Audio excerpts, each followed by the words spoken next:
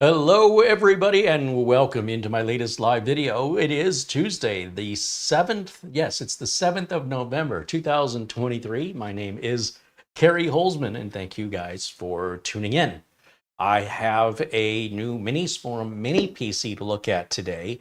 And as you can see, this is still shrink wrapped. I am going to do a full unboxing and we're going to go through the entire process of setting it up so you can get that full experience. This is the Oh, let me get my glasses so I can read it.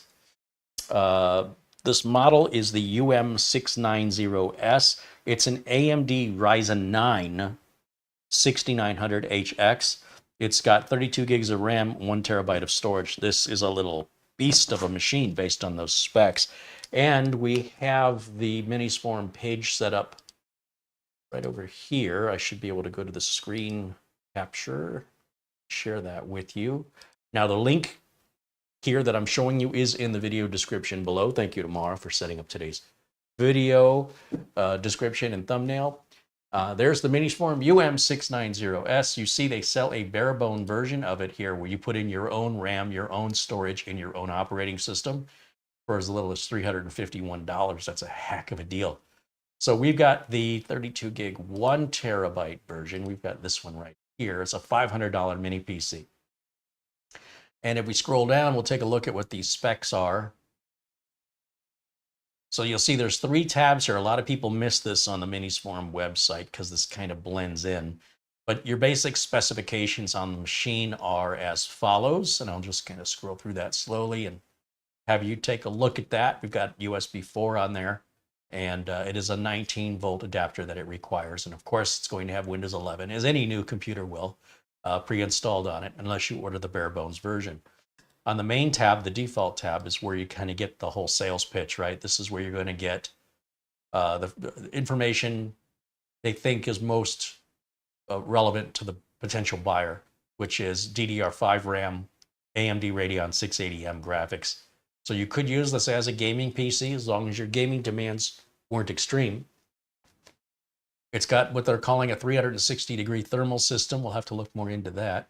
It supports 8K at 60 hertz video output and also dual 4K. So it looks like you can do one 8K monitor and 2 4K displays at the same time. It's got M.2 PCIe Gen 4 solid-state drive NVMe, and it's also got the ability to add a SATA drive internally. Super fast AMD CPU. So they're going on about the CPU here. 8 cores, 16 threads, 3.3 gigahertz with turbo to 4.9, so almost 5 gigahertz. It is a little beast. All the numbers suggest this thing should be very impressive. Scroll down a little bit more. I'm not going to go through everything here. The USB 4 standard, which supports 40 gigabits per second. We can test that. You remember I've got that SanDisk external SSD that's supposed to do 2,000 megabytes per second. I've been struggling to get more than 1,000 out of it. And it requires Gen 2, USB 3.2 Gen 2x2. So I don't know if this will support it or not. I know I'll at least get 1,000 megabytes per second data transfer rate through the external SanDisk USB SSD. However, I'd love to see 2,000 because I think there's only been 2 computers I've tested that on where we've hit 2,000. Don't ask me why I need 2,000. I just try to hit the goal. Here's the breakaway of the system with the cooling fan here on top of the CPU, which is soldered in on all these mini PCs. It's a laptop CPU, which runs a little differently than a desktop. Looks like we've got a heatsink that fits over the RAM and the solid state drive, this piece right here. And then there's the optional SATA SSD if you wanted to add that. It does not come included. I don't know why anybody would want it, but there's people in the world, okay? And I'm not going to try and make any sense of them.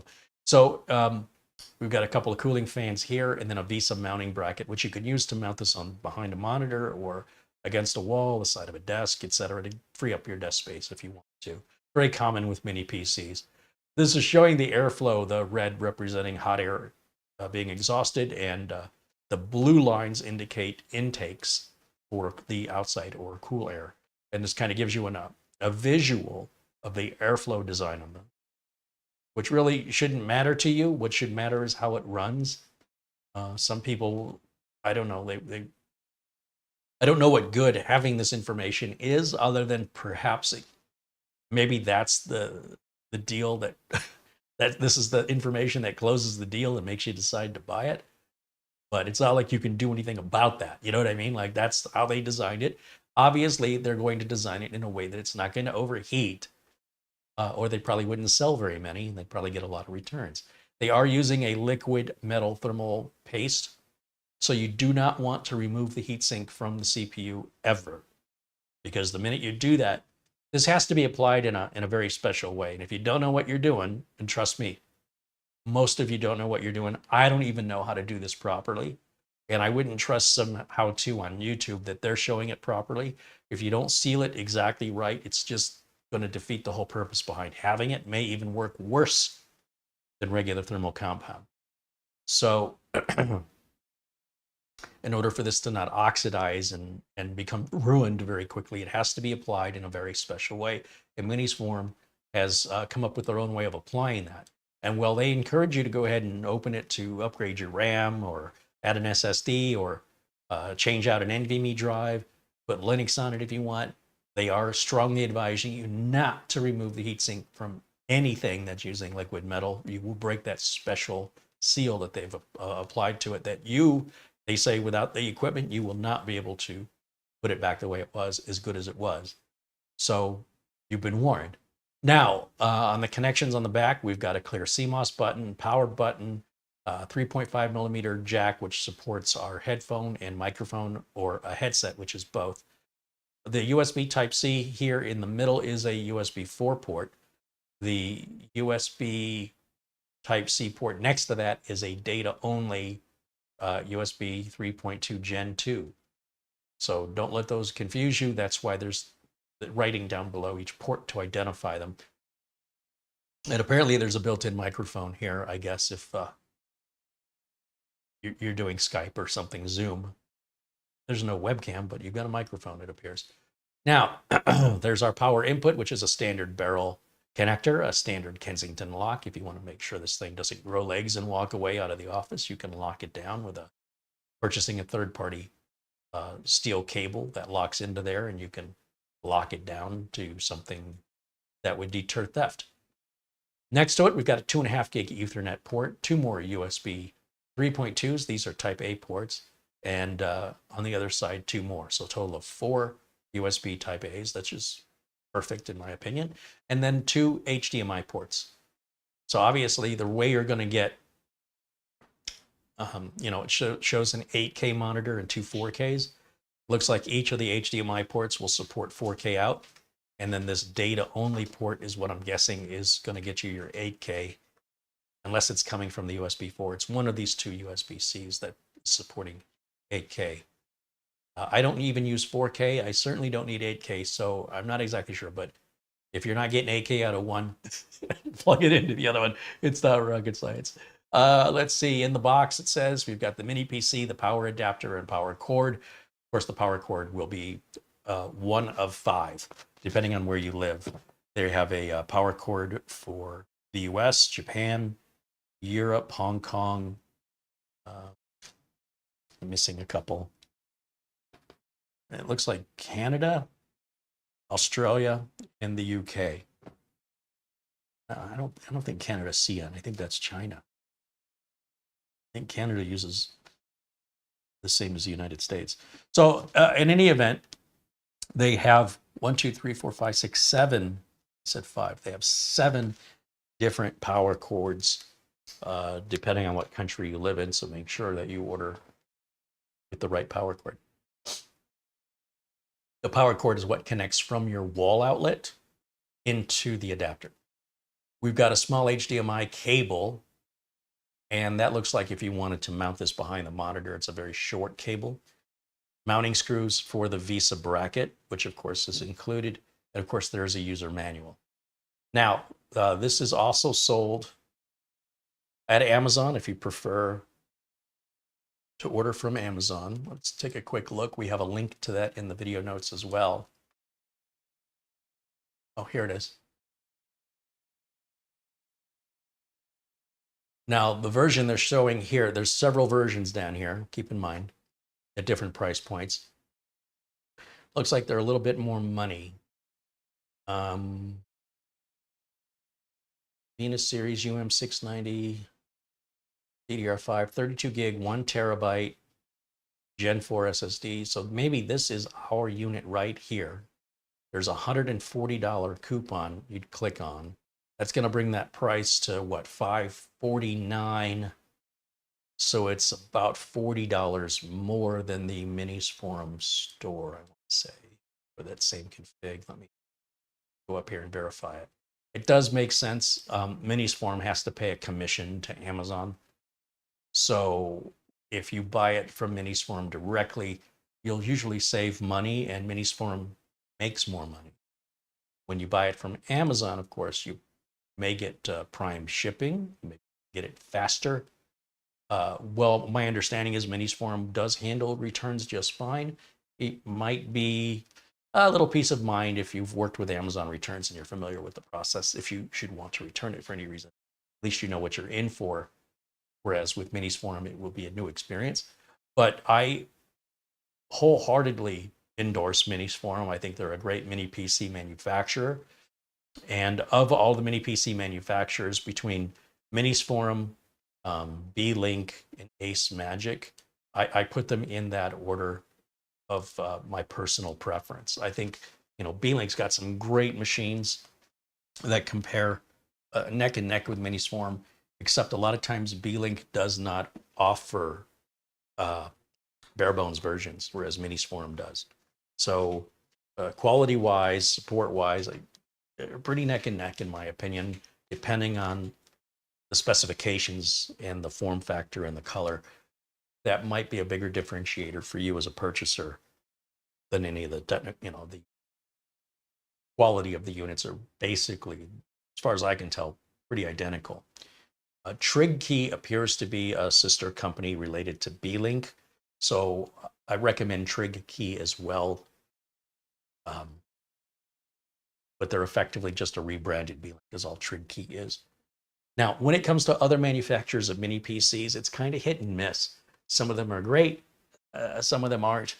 With many of them, you're never going to have a problem, so you're never going to reach out to support, and you're never going to know what their support's like because you'll have no reason to. On occasion, you might reach a manufacturer, and they're usually the ones that sell for the least amount of money. So the least you're going to pay, the less you pay, the more you should prepare yourself for an uncomfortable or frustrating support experience. I'm going to just tell you right now, when you're paying a little bit more, you're not only getting supposedly higher quality, but in the rare event that there should be a problem, you should expect support. And the more you spend, the better, higher expectations you should have for the type of support, the response, the quality, the response time. So if you want to buy just the cheapest thing out there from some brand you never heard of, and you want to get it off AliExpress, that's a one-way trip in most cases. It's just like buying at a garage sale. It's yours now. Enjoy it. And if you have problems with it, you're on your own. And if you're okay with that, that's great. But just don't have unrealistic expectations and think that you're going to get Mercedes customer support on that Chevy you just bought. Very different experiences when you pull up to the dealership in a basic everyday car and you pull up for service versus when you pull up for service in a luxury car. If you've never experienced it, you wouldn't know any better. But once you've had that luxury car experience, oh man, be prepared to be disappointed for the rest of your life if you go back to getting an ordinary car and getting ordinary service for those ordinary prices. So that's what makes the world go round. When there's more money involved, there are fewer customers. There aren't as many Mercedes on the road here in the United States as there are, $30,000 cars, GMs, and Toyotas, and Nissans, and Fords, Chryslers, etc. So as a result, your business isn't as important to the companies that are selling cars by the million every year.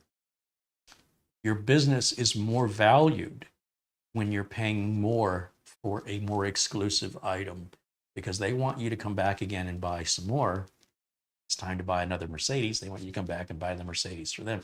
They're going to make sure your entire ownership is a great experience. In some cases, they don't, but they're the ones who pay for that, and it's not a sustainable business model at that price point. So you'll just take your business somewhere else. Maybe you'll go to the BMW dealer or the Audi dealer, and you are going to get treated very, very well. They definitely want to make sure you're taken care of because there aren't as many of you as there are of just the general population buying a car. So, well, the service at a dealership varies from one to the other. The cheapest car I bought was a Hyundai, and the worst service I ever got was a Hyundai dealership. And the most unreliable car I ever owned was the Hyundai that I bought new. Now, that's just my experience. I'm not speaking on behalf of, every Hyundai is built the same or every Hyundai dealership is going to be run the same. But it all ties together in my mind. It makes sense. I paid the least amount for this brand new car, and it was great when it was new, but it fell apart quickly, and it was extraordinarily unreliable. Even simple things like headlights. Every year, the headlights would burn out like clockwork. Why aren't they using LED? Why aren't they using something more robust? Why are we using older tech? Because it's cheap. And why did I buy it? Because of the price. Well, I spent more time and more money at the dealership than if I would have just bought a BMW, honestly. And at least if I had to take the BMW to the dealership, it's a pleasant experience. I pull up and I get greeted. I pull up to the dealership at the Hyundai, dealer, and there's nobody around. I'm like, what do I do? Do I get out of the car and walk around looking for something? And that's what I ended up doing. And many occasions I would just became sort of expected. I'd pull up, nobody there. There's 4 different offices for service advisors, all empty. I suppose I could steal stuff if I wanted to, but I walk into the dealership, I go up to the counter where there's a receptionist, and I go, can I get some service out there? That never happened at the BMW dealership. In fact, when I pulled up, they knew who I was. They'd have I guess, scan of the license plate or something. Hello, Mr. Holzman. Mr. Holzman. Wow. What would you like for a loaner today? Do you want an SUV? Do you want the sports car? You can get a loaner at Hyundai, but there's a price difference there. And to be honest, it really wasn't that big of a price difference. But when I say I recommend Minisforum, B-Link, and Ace Magic or Ace Magician in that order, it's due to both a combination of quality, variety, like being able to buy bare bones. B-Link is starting to offer that, but Minisforum's been offering it as a normal thing they've been offering. Not a big fan of the rubber feet having to get removed to open up the many Minisforum builds, but I'm hoping they'll address that. Minisforum's also expanding into keyboards and tablets. Oh, and even little gaming rigs. In fact, Minisforum has a YouTube channel. If I take you over to there, let's take a quick look. Go over to my YouTube channel. Or let me go to YouTube. And I'm going to just go in the YouTube search for Minisforum. And what I'm going to look for is I'm going to get a bunch of reviews, right? And it's ironic that Minisforum's site their YouTube channel doesn't come up right away. You're going to have to dig for it. I am seeing all sorts of reviews of Minisforum product. So if you were just searching like I am for the word Minisforum, you wouldn't even find their channel. So I'm going to find it here for you. And then that way you'll have the link for it. We'll be sure to add the link because you should subscribe to them because they're showcasing a bunch of new products that are coming out that this is the only way you would know about it. So let me look real quick. I haven't shared the screen yet, I'm aware. Minisforum, let me just put channel. That did it. So a search for Minisforum channel. And now I can share the screen with you right here. And if we go to videos, you'll see that they've got the an AMD tablet coming out here. They've got the UN1265 in magic blue. The UM690S, they're saying, is the cooling king of mini PCs. The BD770, which is a mini ITX board. It's an AMD version of the Intel board that we reviewed here. And there's the UN1265 we reviewed, the HX77G. I don't know if we did the 99, not the 77, but they're in the same case. And these are all Minisforum produced videos, so they're all going to be very short, 30 seconds, 3 minutes. And of course, biased, right? Because it's the company making their own videos. But they have very few subscribers here. I would definitely recommend subscribing if you're interested in wanting to know the latest in their products. This thing is really neat. They're having this PC where essentially you can come up with your own design and print it out, and then you stick the design that you did on the lid, and a light shines through it, and you can have your own design. How crazy is that? That's on the UM780XTX, which I think Minisforum sent to us, and we'll be reviewing that later this week. And of course, they had a big Halloween sale. I told you guys about that. They had some really good deals.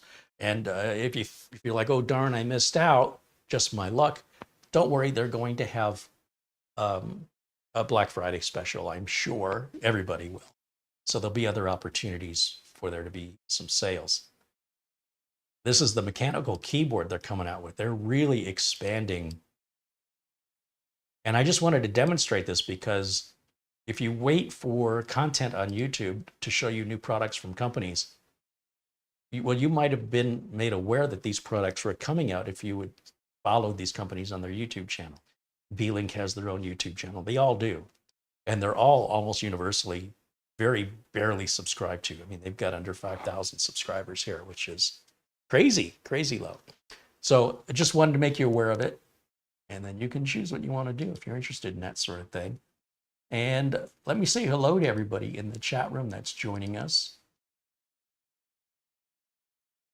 Sorry, guys, give me just a second as I get everything straightened out here. Paul O'Brien contributed €2 before the show started. He said, the contributions take hold. Good evening, Carey. Hey, Paul, thank you for your continued support of the channel and your friendship. I appreciate you. Ben Laird, joining us from Scotland, contributes £2 and says hello from Scotland. Gregory Howard, a new friend of the channel, contributes $20. He says, hello, Carey, and chat, where in southwestern Ohio, the temp is 70 degrees Fahrenheit and partly cloudy. Where's my coffee maker? That's a fair question. Gregory ordered and paid for the, I got the computer right here, and I haven't touched it. I need to get to that this week. Really, the work I need to do to it is very minor. It's just some cable management, I think I hooked it up the other day just to get Windows updates on it, but there's more Windows updates I have to put on it. But yours is next.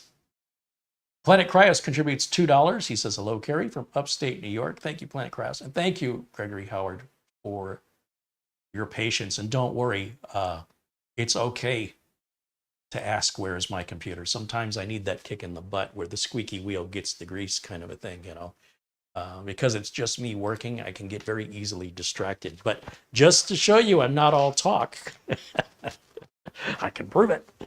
It's right here.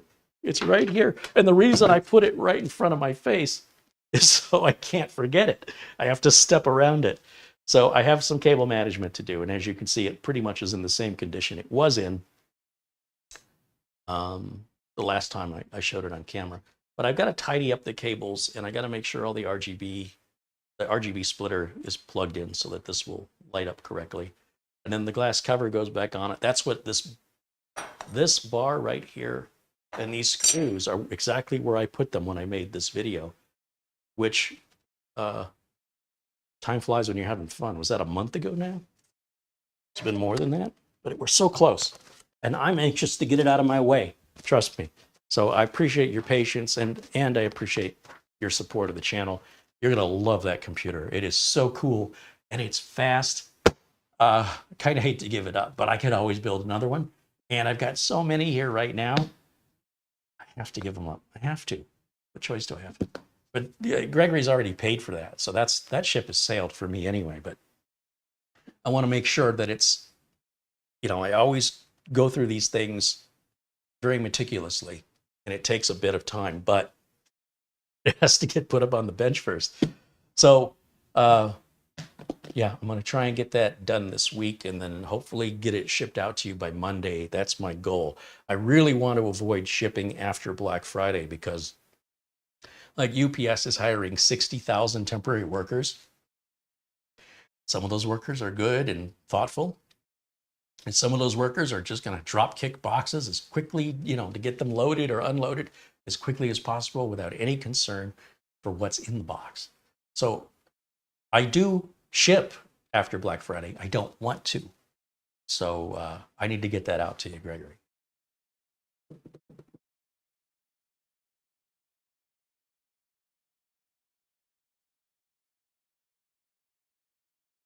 Ben Laird said, what bothers me about mini PCs, as CPUs get more powerful, how are they getting cooled? Yeah, there is this very bizarre fascination with heat in computers that exists solely on the internet. Before the internet, nobody talked about this stuff. So it spreads like a disease. For some reason, for some societal reason, certain subject matters grow hooks. And whether they're relevant or not, it sort of gets into the interest of the hive mind, if you will. And heat issues, for me as a technician, very rarely do I ever get a call for a computer problem that's having a heat issue. It does happen, but it's so rare. If you recall, when I built the Cosmos 2 computer back in 2013, we put a liquid cooler on it. And I said, this liquid cooler is probably going to last about 3 to 5 years, and it'll go out. And I think it was 3 or 4 years later, the Cosmos 2 computer came back to me. It was sold locally. The guy said it was getting really hot. You touched it, like if you touched it, the case was hot. And I said, it's probably the liquid cooler, right? And sure enough, when I turned the machine on, and this is all live on camera, when the computer came back 3 years later, when I touched the hoses, they were almost too hot to touch after I had left it on. So it was like, okay, we need a new liquid cooler. The guy says, that's fine. He authorized the purchase of the new cooler. I slapped it on there, recable managed it.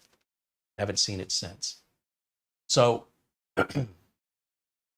that's the only heat-related issue, apart from when I'm building a new computer, like that 14900K. Forget mini PC, right? The 14900K is a beast to cool. And I'm still trying to figure out the best way to cool that. I've got an EK all-in-one 360 millimeter cooler coming, liquid cooler. And I'm told that will cool it. Till we make it's like $200 to buy this cooler. Plus it was $600 to buy the processor. What you got to keep in mind on the mini PCs is they're using laptop processors, not desktop processors. And well, yes, if you're going to keep getting more and more frequency, you're going to you're going to consume more power. And when you consume more power, you're going to generate more heat. The good news is, and I want you to think about this, when you're building your own computer, the manufacturers have no control over what motherboard you're choosing, what BIOS settings you're selecting, what cooler you're going to pair it with, what case you're going to put it in. But when you're buying a mini computer, that's all been engineered into its design to operate effectively. Now, that's not to say there haven't been issues, heat-related issues with some really high-intense gaming mini PCs. B-Link recently came out with a new bottom panel that they shipped to people that bought the, what was the name of that PC? The GTR 7 and the GTR 6.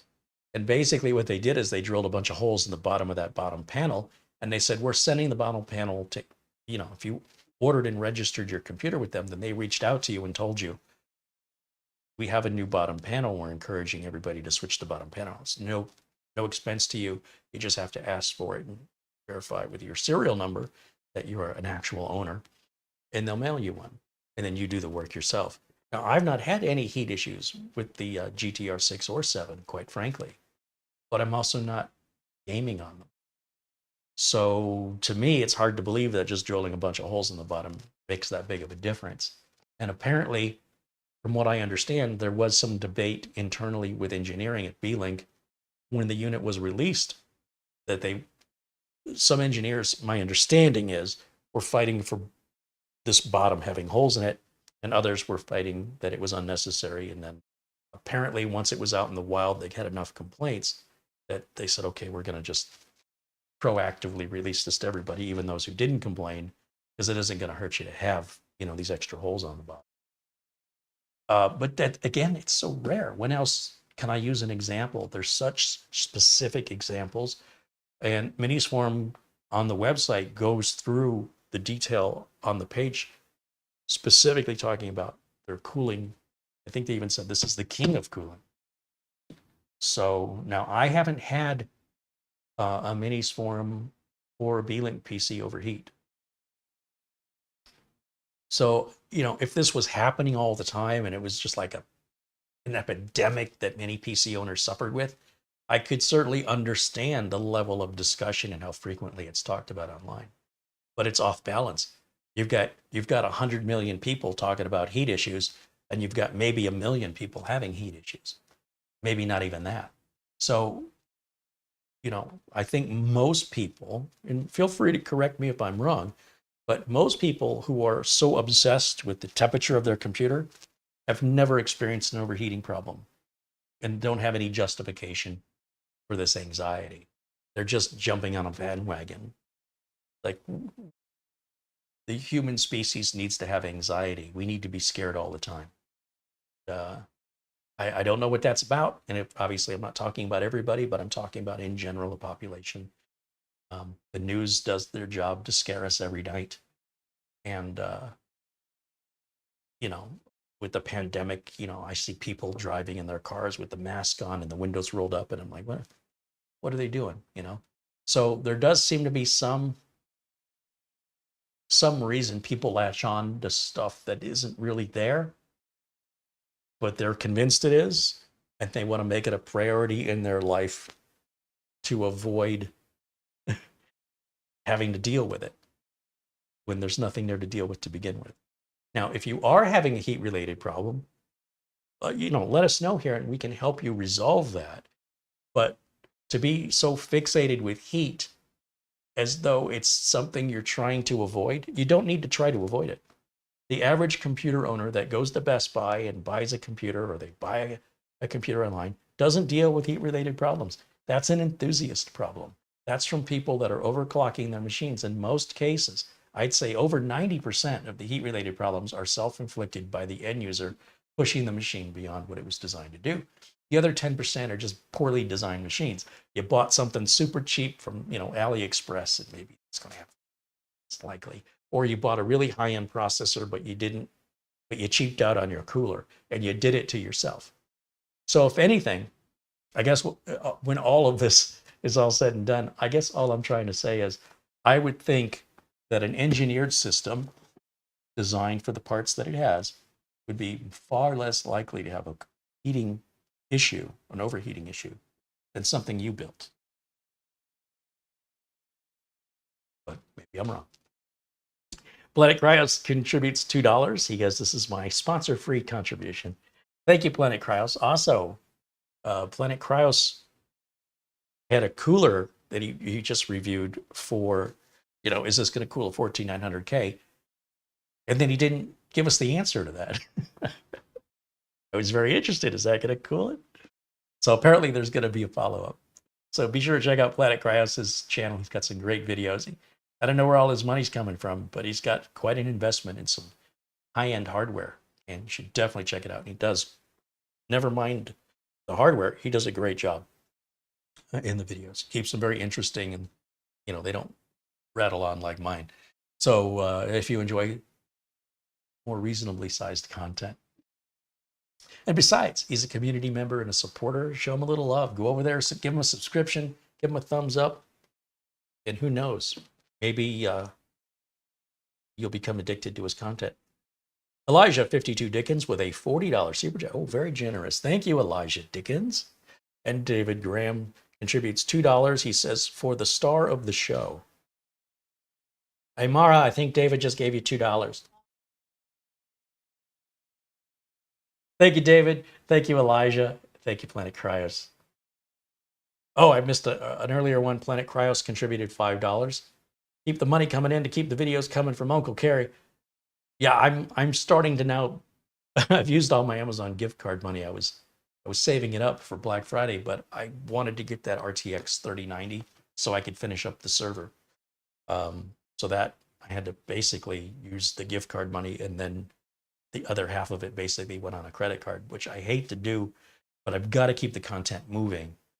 And so I'm hoping that I'll be able to sell some of these systems and be able to use that to pay off the credit card. Around the wheel turns, right? In this YouTube economy.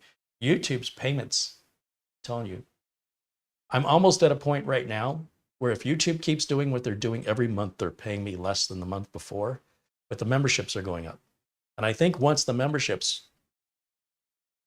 represent 60% of my monthly income from YouTube, because they're at 40% last I checked. But my YouTube revenue just went down again. So I suspect membership revenue is now making up more than 40% of the monthly income. And you know where this is leading, right?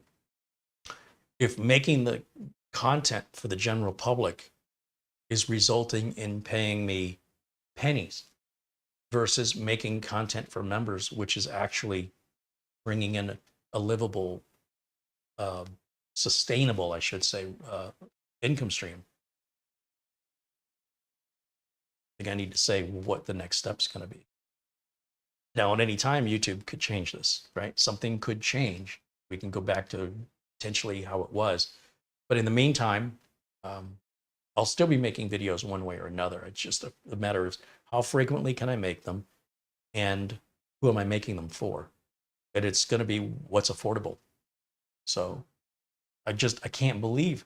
I thought I've already hit rock bottom with YouTube's income, and no, they still, they're digging down deeper. It's crazy to me that I could have more videos in my library, more subscribers than I've ever had, and my income is less than what it was 3 years ago from YouTube. It makes no sense to me. And YouTube is banning, without any notice or warning to content creators, for something called illegal click activity. And I suspect there's going to be a class action lawsuit here pretty soon, because YouTube won't go into any detail over what is the click activity that's illegal, where's it coming from, and where's your proof. So in other words, they take all your money, they don't give it to you, they ban you for life. And it could be something a viewer did to you. It may be nothing you did. I think a class action lawsuit is coming. Mark my words. Because people's livelihoods are now being affected by it. And this has been going on for about 3 years. YouTube's getting worse. And, you need to provide evidence. They need to be more transparent with what it is they're dealing with, because apparently they're not dealing with it correctly. So that just adds, so with memberships, it's something else. I don't worry. Anyway, let's see. Elijah 52 Dickens renewed support, now a member for 14 months. Right on. Thank you for that. Ian Gooch contributed £10 and says, hey, Carey from London. Cheers, Ian. Thank you so much for supporting the channel. Planet Cryos contributed $2. Said, have a sip of Gatorade. Great idea. Thank you. And David Graham with $2 says, $2 a day keeps the collectors away. Again, everything adds up. I appreciate all the support and all the kindness. And there's our good friend Oystein watching us all the way from Norway. He said, what's the difference between this UM690S and my mini PC, a UM690S? I don't think I understand the question, Oystein. Thank you for the 100 Norwegian kroner super chat. But there are a number of variations, configurations you can buy for for just about any model. I'm going to show you the side of the box.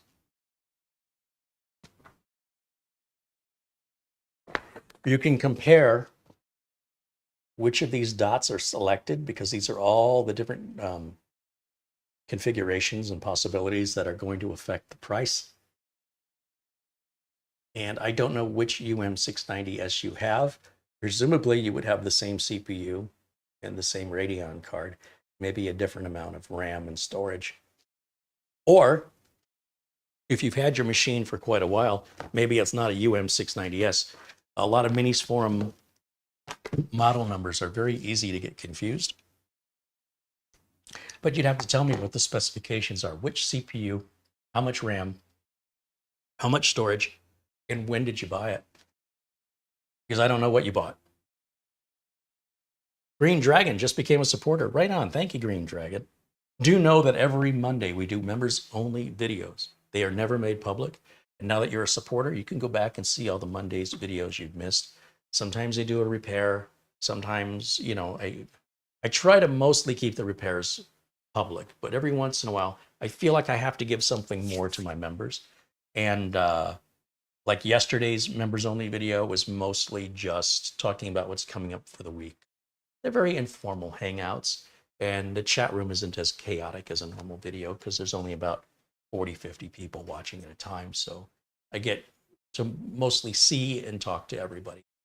Versus on the public videos, it's really a matter of by chance that I happen to catch you, unless you're contributing and then your comment gets highlighted and it draws my eye, which is why I can see those. Cujo wants to know, do I need third-party malware software for Windows 11? I trust your opinion.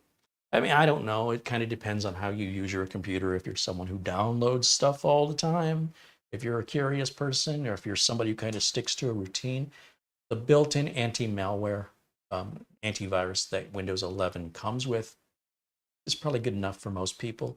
If you want a little added protection, I would pay for Malwarebytes, me personally. I'm using Malwarebytes less and less now. As the subscriptions are expiring for my clients, I'm no longer renewing it because since we've had it, it's not really doing anything to prevent any infections. My clients have good surfing habits. They're not opening unusual or unknown attachments or clicking on links in emails. And Microsoft antivirus has gotten better and better at it. So whether or not you need it, if you can get a good deal on a Malwarebytes license, a lot of times Newegg has them on sale where you can get a three PC license for $30 or a 5 PC license for $50. Just know that that license is activated on the first PC that you install it on. So if you wait 3 months before you install it on the second PC, you only have 9 months left. It's not 1 year on each PC. It's 1 year with the same start date and the same end date for all the PCs you install it on. So if you've got a 5 PC license, if you installed it on 4 computers, let's say you did it all today, then they'll all have a full year of protection. But no matter when you install it, the expiry date is 1 year from the day you installed it on the first PC. So if you're on month 11 now, you've got 30 days left and you've never used that 5th license. And now let's say you got a new Minisforum PC or whatever. You put Malwarebytes on there and you plug your 5th license in it, you'll have 1 month left before that will expire, just like all the other machines. So it's not an individual 1 year. For that, you need to buy individual licenses. That's generally how multiple licenses work industry-wide. Whether or not you need that, I mean, I'm going to have to leave that up to you to decide if that's something you think that would benefit you.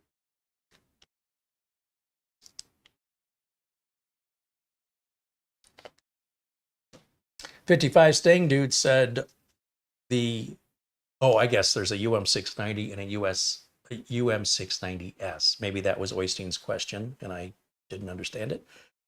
55 Staying Dude says that the S model of the UM690 has better cooling. Yeah, they did make a big deal about the cooling on the website. David Graham said email these days is scary with all the phishing PDFs. I don't know why email would be scary. I get tons of emails every day And I can instantly tell when something's a scam. It's so obvious to me. I'm always looking at where, not the name of the person who sent it, but the email address of the person who sent it. And that's usually your dead giveaway right there. And my Microsoft Outlook has automatic spam filtering, which is nearly 100% accurate, nearly. So, a lot of people have been getting messages on their phone about the post office not being able to deliver a package or UPS not being able to deliver a package. That's all a scam.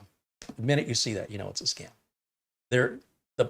No delivery company is going to message you unless you signed up for messaging. So when I'm expecting a package from DHL will message me.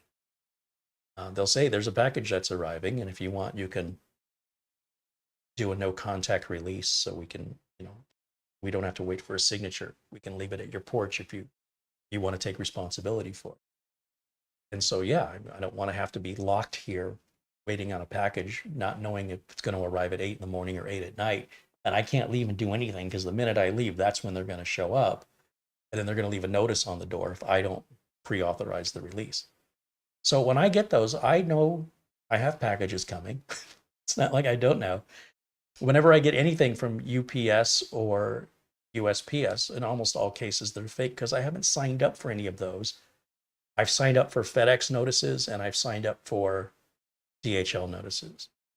Anything else that comes in, I get offers from Samsung wants to sponsor you. There'll be a link to OneDrive or Google Drive. Nobody from Samsung is going to be attaching a file through Dropbox or a third party. They have their own servers. It would be hosted on Samsung servers. And then, of course, you look at the email address, look at the poor English that's often used. And I really like how they'll sign it, "Sincerely, the Samsung team." Like, nobody does that in real life. That doesn't happen. So, yeah, I mean, it's pretty obvious to me if I've got any attachments to emails from people I don't know, or things I didn't sign up for, companies I didn't sign up for, I'm not even going to open them. I'm not interested. I don't care. Curiosity killed the cat. I got other things to do besides wonder what's in this. Nothing important. And the delete button removes any concern of getting infected. Just saying. That's my thought on that. Elijah 52 Dickens contributes $5 in Super Chat. He says, "I will send funds through PayPal or Amazon. You get more. I love what you do, Carey." Well, yes, I appreciate that. YouTube is taking 30% of all your Super Chat contribution, and then they make me wait 30 to 60 days before they pass that money on to me.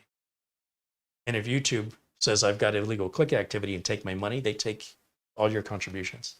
They take them. They don't return them to you. Versus PayPal, which takes 3% and I get the money immediately, or Amazon gift cards, where I'm likely spending the money anyway to buy stuff needed for the show, they take 0. And I get all of it. You want to support the channel, you want to make sure every penny that you are contributing goes to the channel. Amazon gift cards is the only way I know to do that. So, apart from sending me a check or something, which, look, I'm not out here doing a telethon. I'm just letting you know that based on the contributions and based on what YouTube's paying me, that's controlling how much content I can create and what that content is about. That $15,000 server we're working on for Serve the Home wouldn't have happened. There's no way I would be putting together a $15,000 server. Wouldn't do it. We did the $10,000 Beast build. Then the problem was, what do I do with it once it's built? There's not too many people in the market looking to spend 10 grand on a high-end dual computer. Got lucky that a good friend, Doug Betts, over at Live Windows Training with Doug Betts, was in the market for just such a beast and was willing to drive out from California to pick it up because it likely wasn't going to survive shipping. And well, that was just a match made in heaven because I gave him a good deal on it. I got the burden, the financial burden off my back. Won't do that again. I was hopeful that, a system of that caliber would have generated far more views. It did not. So the answer isn't always in how much the content is worth. you know, like a more expensive computer would get more views and therefore generate more revenue. There doesn't seem to be much rhyme or reason to why certain videos get more popular than others. I haven't been able to crack that nut. I've been doing this since 2008, and it surprises me anytime a video outperforms another video. I can't make heads or tails as to why. So do know that your contributions, especially if they're Amazon gift cards, they're going to Amazon purchases, which are primarily 98% of my Amazon purchases are content related, and the other 2% are personal items I would order. Soap, shampoo. I try to avoid going to the store as much as possible. I don't order groceries. I still go to the grocery store. I still want to look at expiration dates and go up and down the aisles and see what new products are out. But yeah, the vast majority of contributions, Amazon gift cards, all going into the content for the channel. And then a lot of times, depending on what the content is, it may be some giveaway that we do or sold at a severe discount so I can get more revenue, so I can buy more stuff, so I can make more videos, and around the circle goes. Planet Cryos just contributed $20 in Super Chat. He said the all-in-one was a tease for the 14900K. Well, it worked. He says, I just got it installed. Testing is needed. I picked up the Thermal Grizzly frame for the CPU. Okay. Might help with the flatness, thus making better contact. We will see. I have several videos coming. Are you going to test it with and without the frame? Because I'm kind of curious if the frame actually is beneficial. MDD 1963 says, greetings from Okinawa, Japan. What do they say? Konnichiwa? Welcome in. Thank you for joining us. I think it's time we can start unboxing. We've been live now about an hour, and I haven't done anything yet.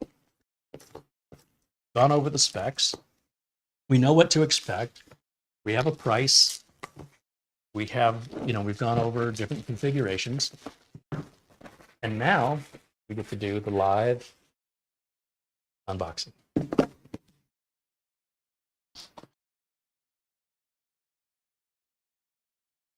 All right. So in the box, here's how things are packaged. These videos, I want to remind you, they're all live, unscripted, and unrehearsed. And everything you see is happening in real time. So when I do an unboxing, there could be a brick in here. A cockroach could come out. I have no idea. The good news is that's never happened, but it is possible that we have an item that arrives dead, that's not functional. But if you've been following the channel for a while, you'll know that that's very, very, very rare. So I'm pretty confident when I do these live videos that things are going to go as expected. They typically do. Sometimes we get some unexpected interruptions. Packages get delivered. But we haven't had any fires get started or anything like that. Sometimes I misspeak.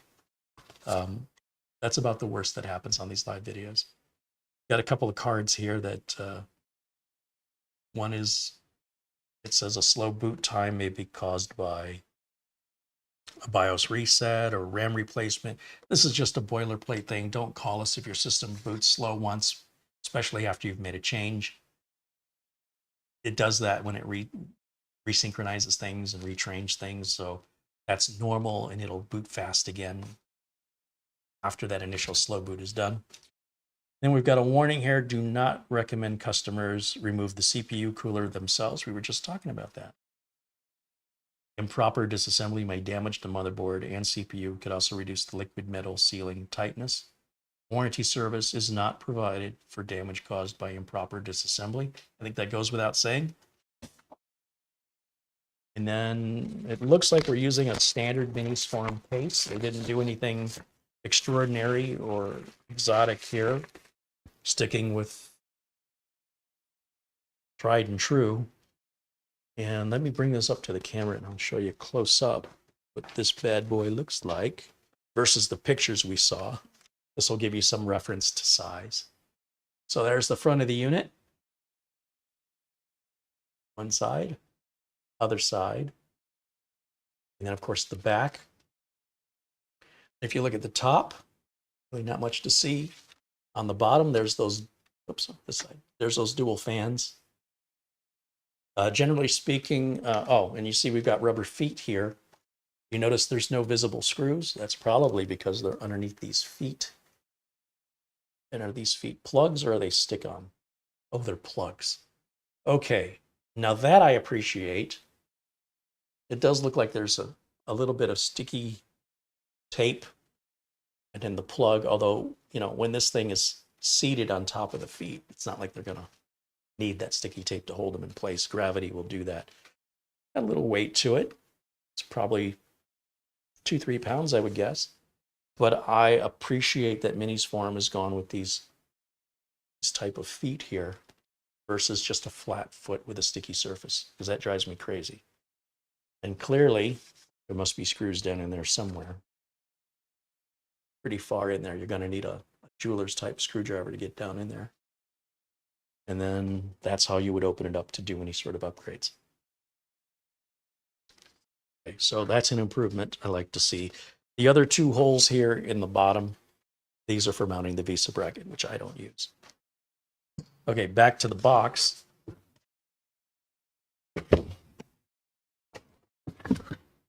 I also want you to keep in mind, sometimes the review units are different than the units they sell. We had a review unit here a while back from Minisforum that had a 1 gigabit Ethernet port when it was advertised as having a 2.5. And I didn't know if it was because I got what's the word I want? Basically, if I've got a early review unit, you know, to build up excitement for the upcoming new model. Or if a mistake was made, either on the website, falsely identifying it, or on the unit I received.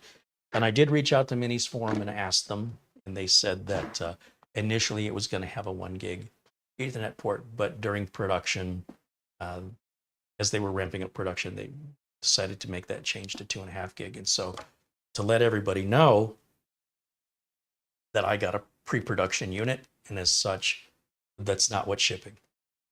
And the website, the way the website described it, is how it ships with the 2.5 gig. Which is, you know, sometimes people ask me if I'll sell these review units, and it's like, well, the review units are not meant for resale. And a lot of times, if you do sell them, it's considered kind of a slap in the face to the manufacturer, because the manufacturer doesn't want those in the retail space. They don't want customers having those pre-production models, those prototypes, if you will. And the serial numbers are noted so that if you call for support and you're like, oh, I bought this computer from Carey Holzman. Well, they're not going to say that computer wasn't meant for sale, but they will likely tell you that's not a supported computer. That was a review unit.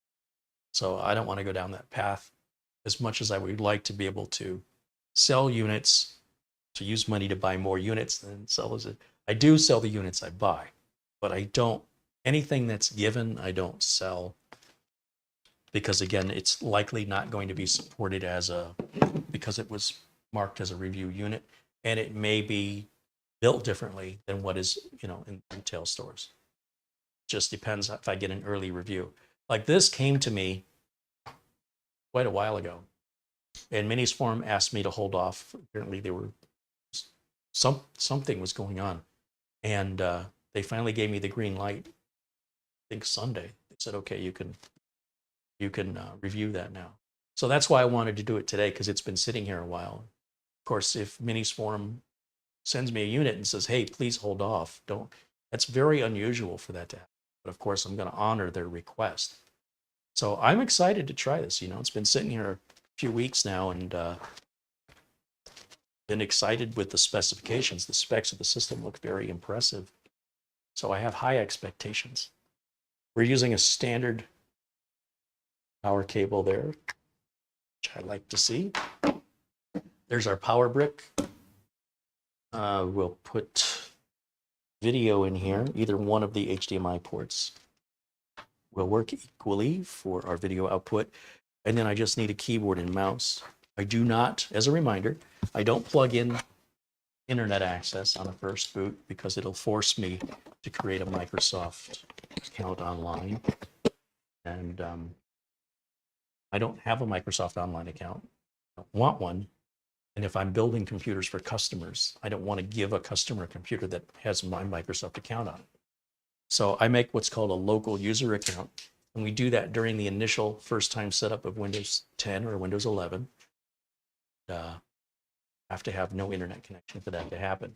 Now, I fully expect all the computers we get probably for the rest of this year are all going to have 22H2 of Windows 11. Because 23H2 just came out and it's going to take the manufacturer's time to build a new image. So don't expect, like if you're ordering a new computer today, unless it's being custom built, you should fully expect you're going to have 22H2. If you get 23H2, that's great and everything, but it's still too new and too early to expect that on new builds. Likely it'll be after the first of the year. And even then, sometimes it can take up to 6 to 8 months before manufacturers spend the money and take the time to create a new image. It just tell you update. There's always going to be updates anyway. So we've got I was getting the keyboard and mouse. Keyboard and mouse here. I don't have a USB type A on the front.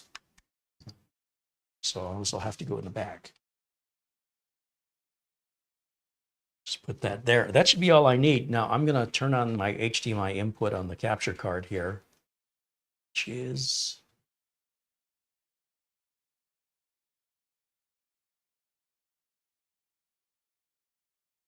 where did it go? There's the close-up camera. Camera 1, camera 2, window capture. Oh, HDMI. So here, let me move that down. I'm going to turn on HDMI input now.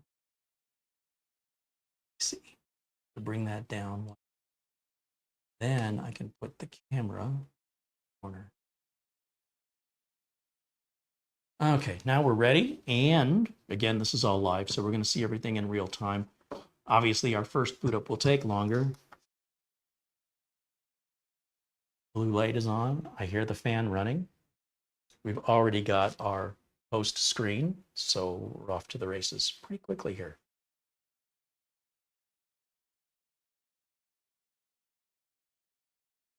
It's a little smaller. Oops.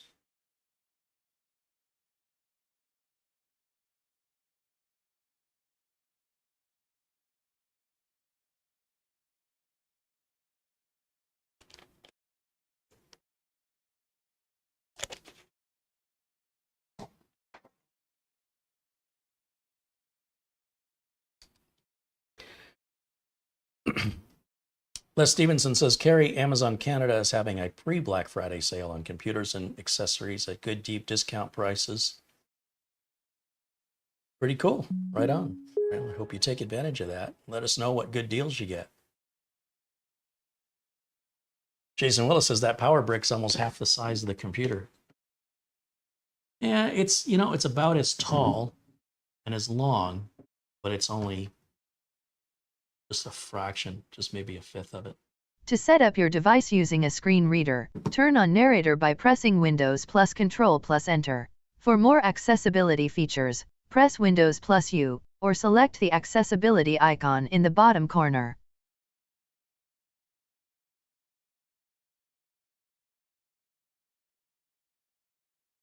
Cujo1357 became a supporter. Thank you, Cujo. David Graham contributes $5 in Super Chat. Did you address that unauthorized site you saw? I don't know what you're referring to. Mark Gaines contributes £2 and says to check my PayPal. All right, well, let me go through this here real quick. Let me go to full screen so I can see this the way you guys see it. Okay, so English, yes. United States, yes. Keyboard layout, US, yes. Secondary language keyboard, no, skip. I don't have internet, good. So that option exists here with their configuration. Continue with limited setup. Now that's going to enable me to create a local user account. Accept the license agreement, and I'll just put the name user, SER, enter, enter. And of course, you know me, I turn off everything but location settings. That way the date and time will always be kept accurate without us having to make changes for daylight saving or anything else. The clock naturally loses time on its own. So I like to leave location settings on for a number of reasons. And now while we're waiting, let's check the email.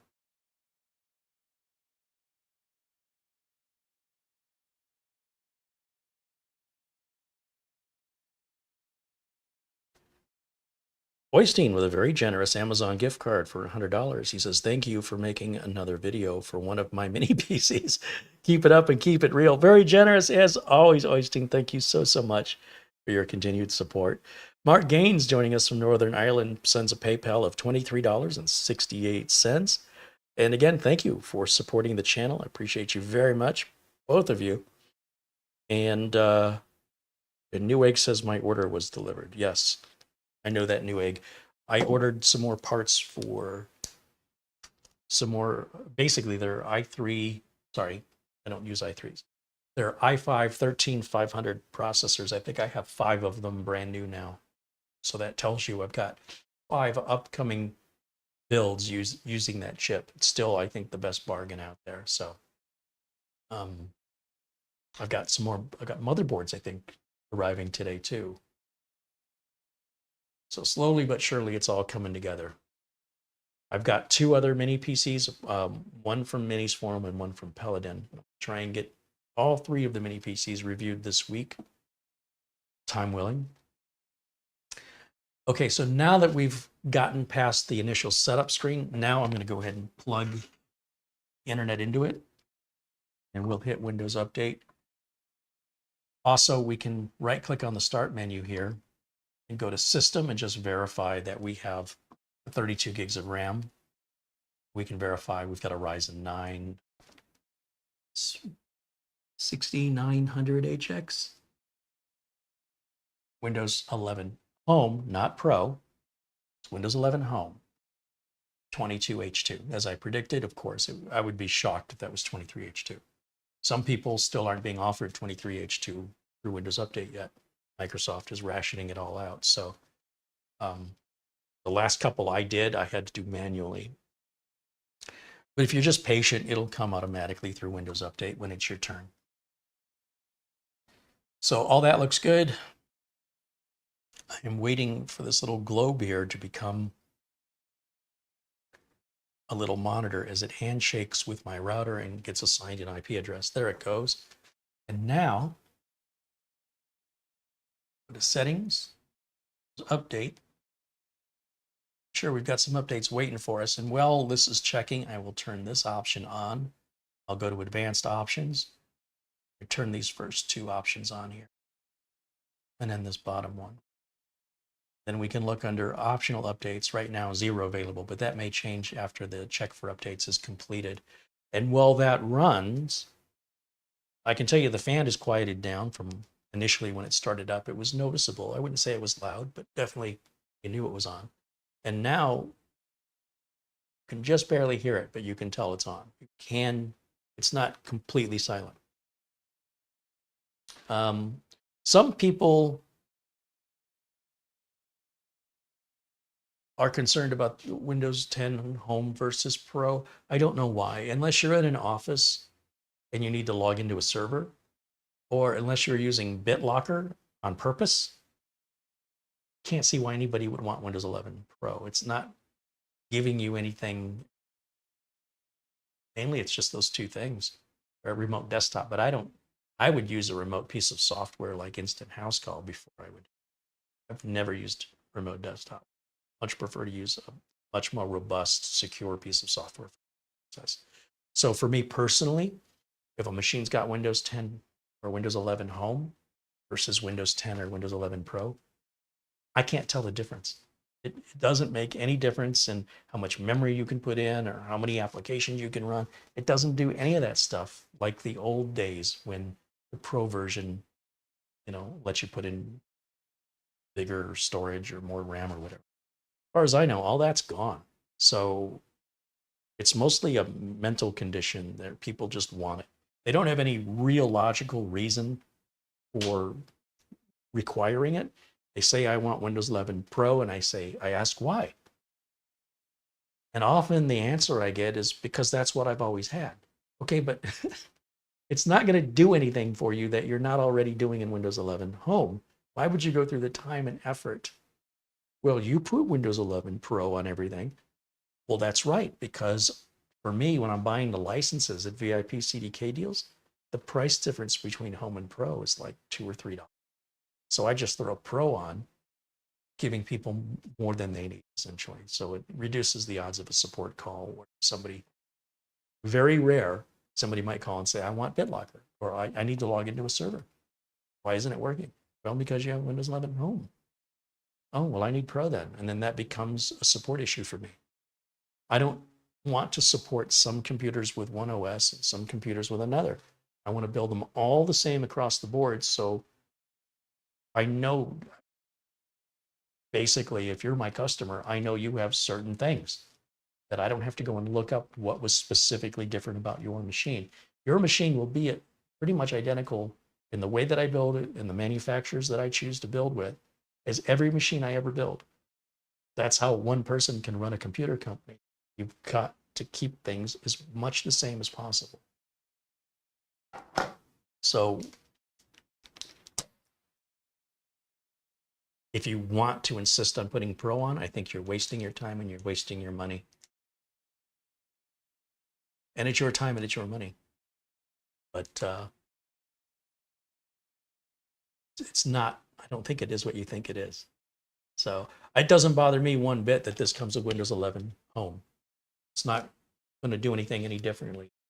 If anything, it's a benefit because you don't have to worry about BitLocker being turned on by default and affecting your SSD speeds, which I posted an article about on, if you follow me on Twitter, you can check that and see if you're affected by it. It's only something that affects Windows 11 Pro users. So it's not all good stuff on the Pro side of things. At the end of the day, it's your decision. Just doesn't make any sense to me. It doesn't follow any logic. It's an emotional decision, and I can't back those up. If a customer wants Windows 11 Pro because that's what they want, I'm happy to deliver that. If a customer wants Windows 11 Home because that's what they want, I'm happy to deliver that. If a customer wants Windows 10 Home or Pro, they're the customer. You know, I'm more than happy to give them whatever they want.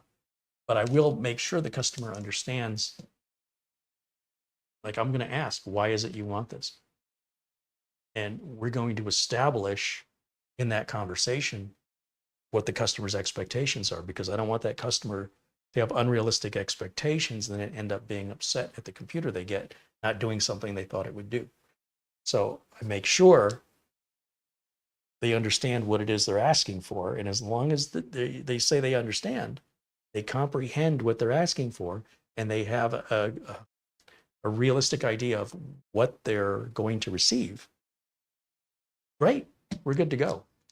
The one way that I guarantee I always have happy customers is I always make sure those expectations are set before the transaction takes place. You've got to be very clear. This is what you're getting. This is how it's going to work.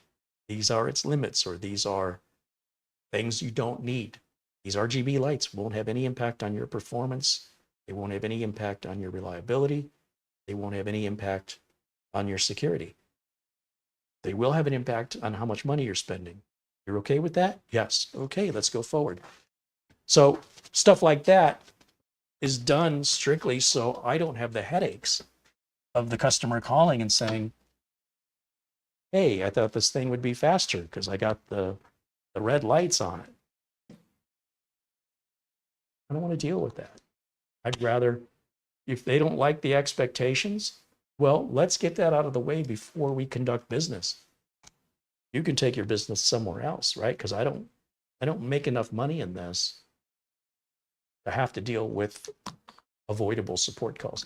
It's bad enough when there's a real support call, like a power supply just happened to die, or somebody accidentally deleted something, a mistake was made. Those are legitimate, unavoidable support calls. If I can avoid it, I want to get that out of the way before I take any money. I'll tell you that right now. As a sole employee, I can't have one customer, come to me wanting some bargain basement price and then turn around and need a bunch of support. It's a quick way to go out of business.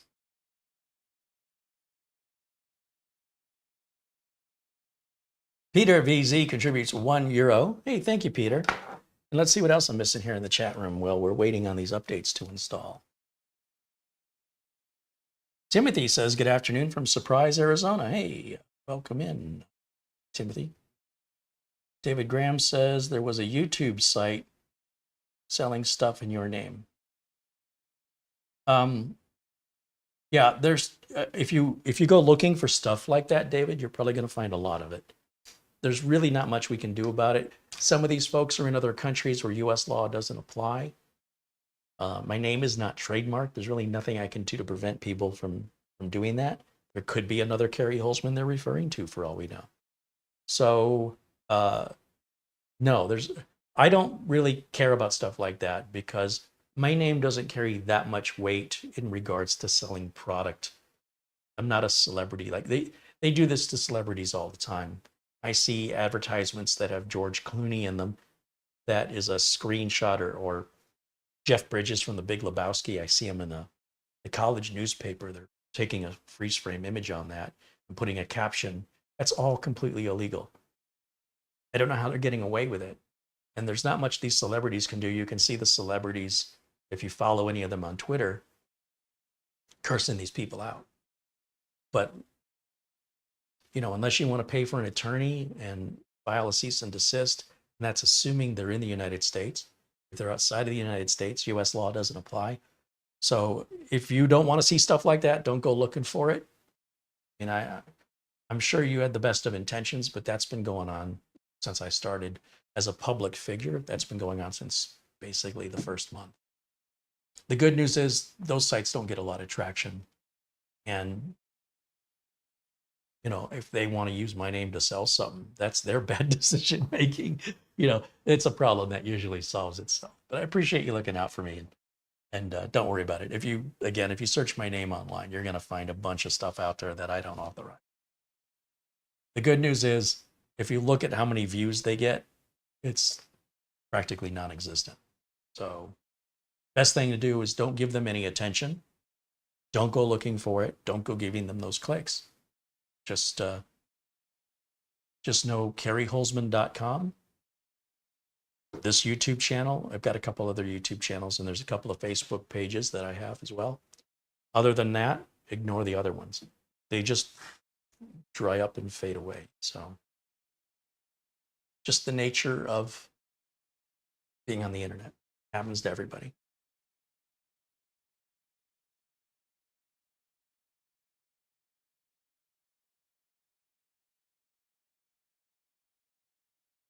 Easy Otter said RGB is in PC speakers now. I didn't know that. Oh, RGB's been in PC speakers for like 10 years. And they've got RGB in chairs and mouse pads. It's crazy.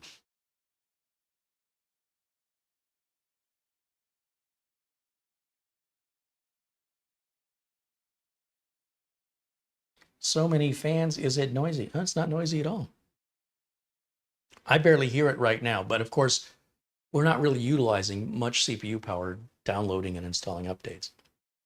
Usually during the process of an update installing, we will hear the fan ramp up and go down. As the CPU heats up, the fan will spin up faster and generate more noise.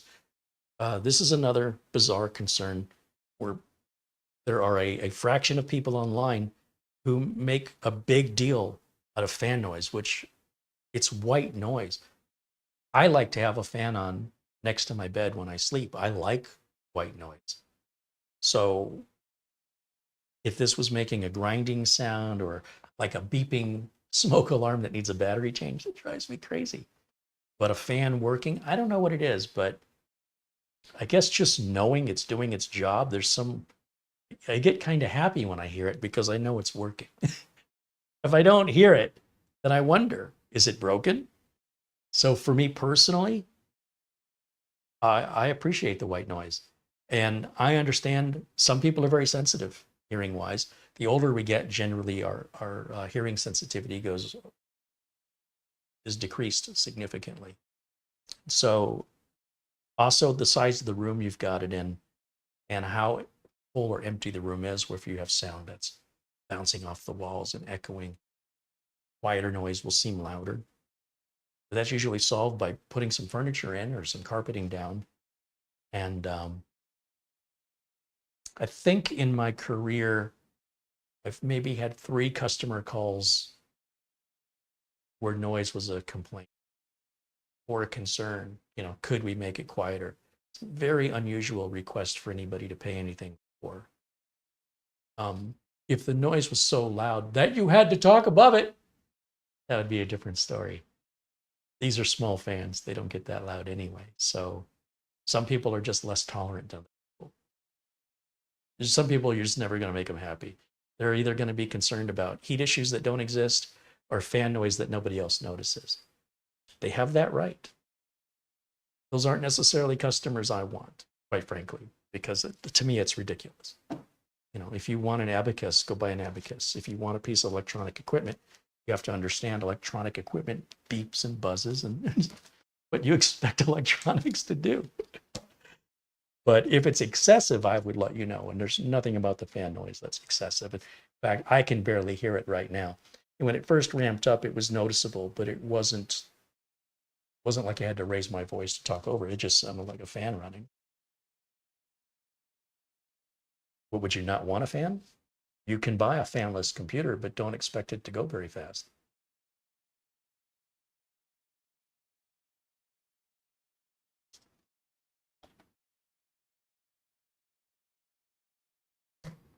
Hey, there's Jim KJ3N joining us.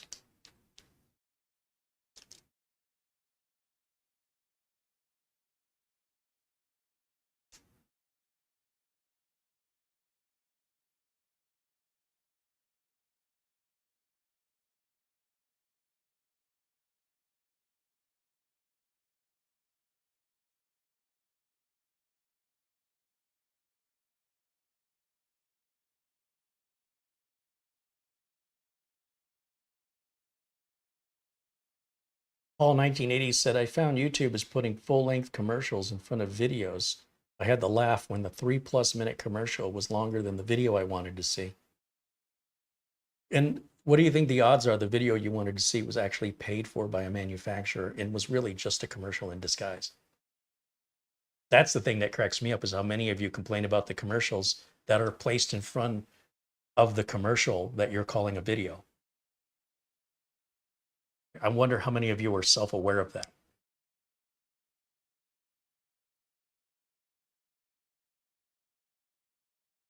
Nick Poverman says, when will we get a follow-up video on the HP with the booting issue? Well, I'm still waiting on suggestions to come in. And in the meantime, I've got these other projects like these mini PC reviews, the server to finish up, and the NAS recovery that I'm doing for a client. It's not like I'm setting that aside and saying, I'm going to do anything but that. I will get to it as soon as my schedule allows, but because that is a channel project, it's a classroom learning session. It has no schedule. It's just as time permits. In the meantime, it's giving people an opportunity to participate who are joining in late. Remember, the vast majority of my viewers are brand new. If I have 1,000 viewers today, 700 of those 1,000 will be first-time viewers. So that gives folks an opportunity to see the video for the first time. I'm still waiting for a different approach. It hasn't happened yet. So as long as it hasn't happened, I don't feel as though it's time yet. Even if I had the time to do it, I would wonder, gee, if I let this sit a little longer, would somebody actually come up with a suggestion? So I'm looking for a type of suggestion, an area of the PC I want to look at, of the operating system or of the disk that nobody has suggested yet. So in the meantime, I've got mini PC reviews to do, as I mentioned, I've got all these other projects going on. I got 5 builds waiting to be done. So it's a project that will be picked up as time permits. It's still sitting here. It hasn't gone anywhere, and I haven't touched it. I haven't done anything to it. No changes have been made off camera.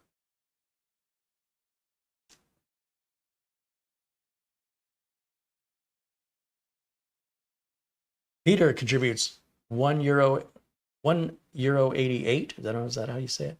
But thank you again, Peter. Thank you again for supporting the channel.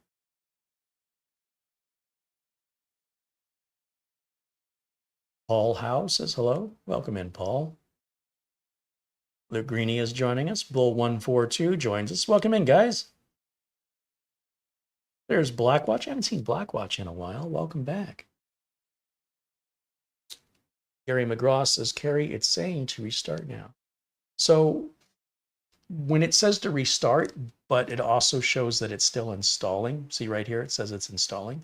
My personal preference is to wait for that install to complete.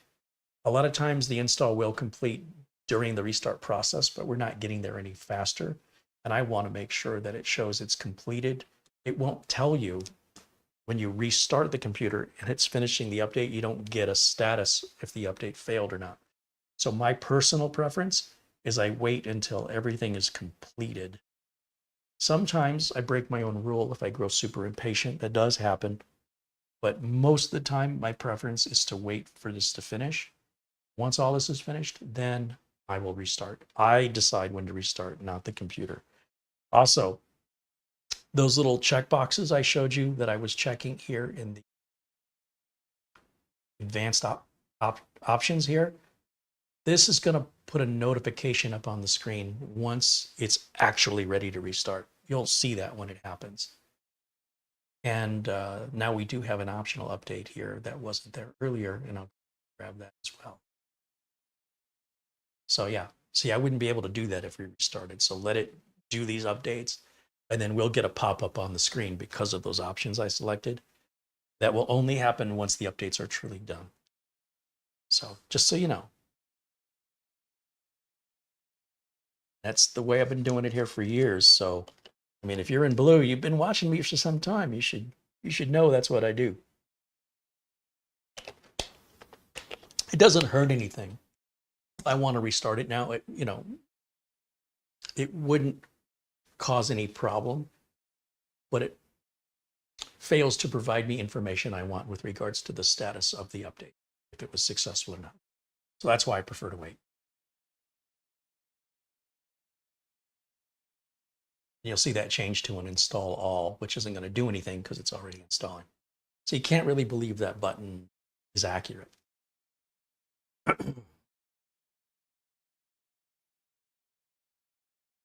Nick Pofrin said those cumulative updates can take a long time. I usually go do something else for a while. Yeah, even on that $15,000 server, waiting on those cumulative updates isn't really much faster on a high-end PC. So don't think to yourself, oh, I wish I had a faster PC for these cumulative updates to go faster. In many cases, it won't make much difference.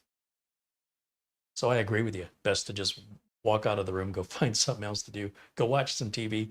The computer's the most patient thing in the world. You could go to bed, wake up in the morning, and it could be sitting there for 8 hours, patiently waiting for you to click restart.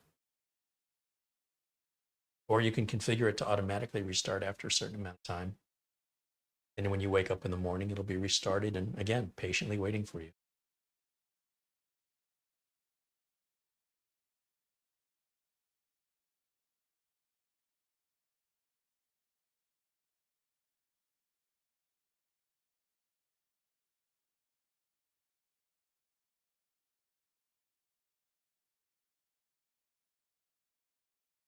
So we're 25% on that big cumulative update. Once that's done, that looks like the last one, and then we'll restart. And then we'll check for updates again. And then we could throw Prime 95 on this just to test, since they are making a big deal about the cooling. Running Prime 95 on a mini PC isn't really what they're designed to do, and I don't expect mini PCs to pass that test, quite frankly. But every once in a while, we encounter mini PCs that in fact do. If there ever was one I would expect to pass, based on what Minisforum is saying about the cooling, I would expect this to do that, but we shall find out as soon as the updates are done. We'll run that test. And then, of course, if you have any specific questions about the configuration, like, for example, who makes the network card? I just thought of that one. Let's right-click, go to the device manager, take a look at network adapters. And it looks like it's an Intel i225V. That's a 2.5 gig LAN adapter. The wireless adapter appears to be an RZ. I don't know who makes that. Is that Realtek? It's a Wi-Fi 6E adapter, which is good to see. We should start seeing Wi-Fi 7 adapters here soon, probably after the first of the year. I don't know who that is. What else do I want to check here? I want to get rid of this little cartoony thing down on the search bar. I'll just type in search permissions right there. Scroll to the bottom under more settings, turn that off. Cartoon goes away. And then I will check our power plan because I don't want the machine to go to sleep on us while it's updating. So we'll go to edit power plan right down here. Turn off the display is set to never. Oh, that's interesting. And put the computer to sleep is set to never. Very unusual out-of-box settings that Minisforum has chosen, but I'm okay with that. I'd rather have it set to never than the default of 10 minutes, which drives me crazy. It certainly explains why we haven't seen the screen go to sleep yet, because it was never going to, and I'm good with that. Now, when you get it, you can configure it the way you like it. I normally set it to something like 2 or 3 hours, but a lot of times I'm doing time-consuming things like installing updates. You know, if this goes back in the box when we're done with it today, I will need to take it out of the box and update it after a couple of months, and there'll be a ton of missing updates. And of course, the screen will shut off multiple times if it's turning off every 10 minutes, and then I can't see what the status of my updates are. So I'll just leave it to never. Alhaj provides us a link to the Wi-Fi card from AMD, AMD press releases. Oh, very interesting.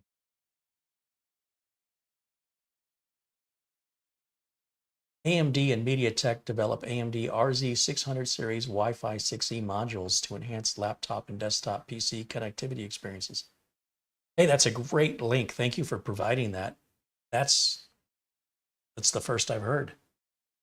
So we've got an AMD CPU and an AMD Wi-Fi adapter. That's great. Good to know, and now I will know that moving forward. Hey, Mara, can you put the link to that? Yeah, that Alhaj just. Yeah, that's interesting. Thank you.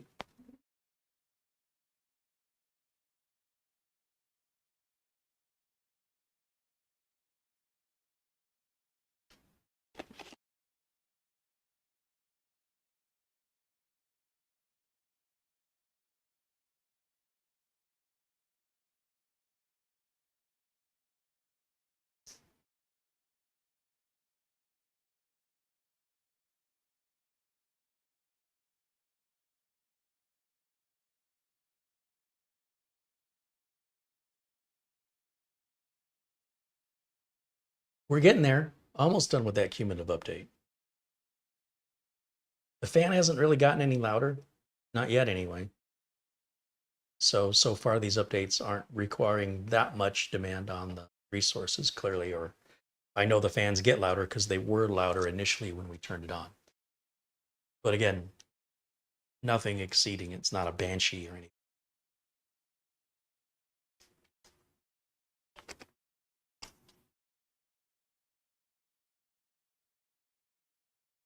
Now, you can expect to be able to play games on this. I'm sure games that aren't that demanding, like League of Legends or, you know, games of that nature are going to play just fine. Whether or not Cyberpunk plays at an acceptable level, I don't know. There are other YouTube reviewers that's pretty much all they do. As far as I know, I'm the only YouTube reviewer that doesn't do it. So do know that just because I'm not covering certain types of tests that the computer can do, there are other YouTube channels that do it. That's why I don't feel a need to do it. It's already being done. I don't need to repeat. And there's so many thousands, tens of thousands, hundreds of thousands of games out there. There's no way to cover every game that you could be possibly playing if you want to know how well it performs. My advice to you would be order it from a place where you know you can return it if that's a concern. If the main reason you're buying it is to play a specific game, then order it from Amazon where you've got 30 days to return it at no cost for any reason, and see if it does what you need it to do. How the job you want a computer to do is probably unique only to you. So looking for the information for somebody else that shares your interests, all of your interests, highly unlikely. In fact, somebody like you would make a good candidate to be a YouTube reviewer, to review those games that you feel like nobody else is doing. The unfortunate side of things is when you do that and you see how little views you get, you'll see why people aren't doing it. It's because there's not much demand for it. On the other hand, maybe I'm wrong and there's, your video goes viral. But these types of things, if a machine holds promise for you and you think, well, that has the potential, the best thing you can do is get it in your hands rather than asking somebody. The accuracy of the answer is never going to be more accurate than your own personal experience and your own hands-on with it. And that answer really only applies to you. So whether you like it or you don't like it doesn't necessarily mean that that's information beneficial to anybody else, that they would agree with you. So that's why being able to return an item is so important if you have any uncertainty about it. And that's why maybe paying a little bit more at Amazon for that peace of mind is worth it. Planet Cryos contributes $5. He says, I left for 20 minutes and you're still here. I knew I could count on you. Well, we usually go about 2 hours. So we started at 1 o'clock Phoenix time. It's 20 to 3 in the afternoon here in Phoenix. So we still have another 20 minutes before we hit the 2-hour mark. Now, I don't end it right at 2 hours. Sometimes we'll end a little early. Sometimes we run a little bit late. Today, we will obviously be running a little late because once this update is finished and we reboot, we got to check for more updates. And then we need to run Prime 95, which can be a 20-minute test, unless we reach, 90 plus degrees Celsius, in which case I'm going to stop the test early. In which case we may stop on time. But if the cooling is everything Minisforum says it is, I fully expect this will run 20 minutes in Prime 95 overheating. We haven't gotten to that stage yet. So we'll likely run maybe 2.5 hours. So we still have another hour of a show to go, it looks like.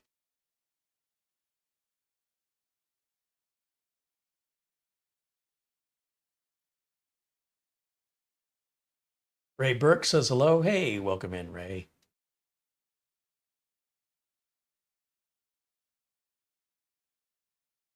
Steve Mercure says, hey, Uncle Carey, I know you are a music lover. Do you have any thoughts on the new Beatles song, Now and Then? The AI technology to make that happen is impressive to me. Yeah, I talked about this the other day. I've noticed as these rock stars are getting older, their music's getting slower. The Rolling Stones' new album, Hackney Diamonds, it's got like one rock song in it, like Angry, I think is what it's called. And the rest are kind of bluesy and slow.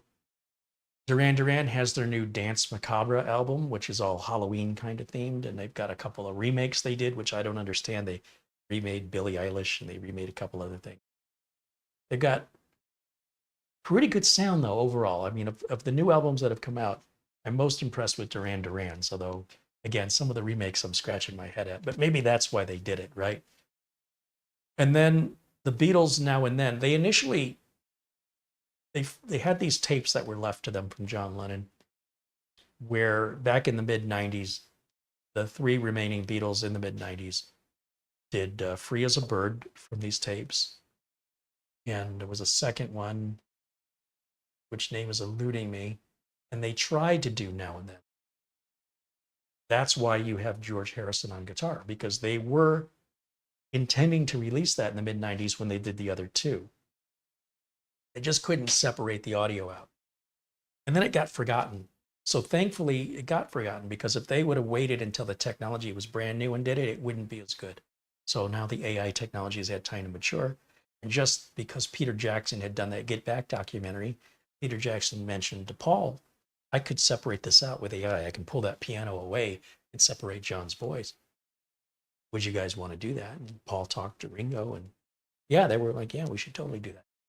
And Paul even mentioned, they go, would John have agreed to this?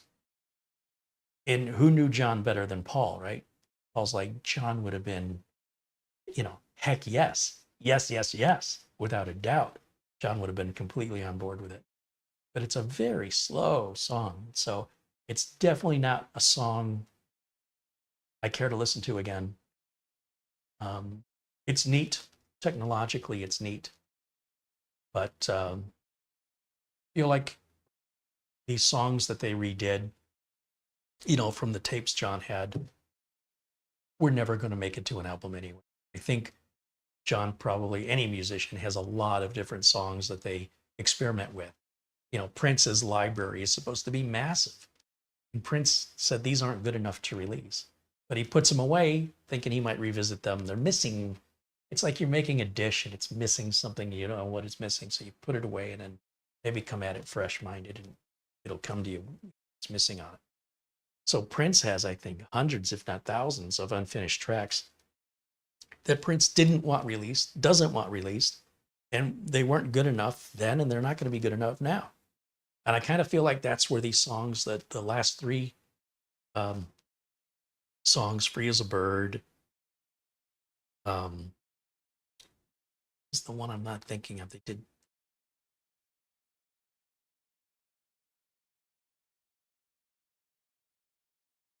I guess I'm going to have to Google it. Nobody's mentioned it.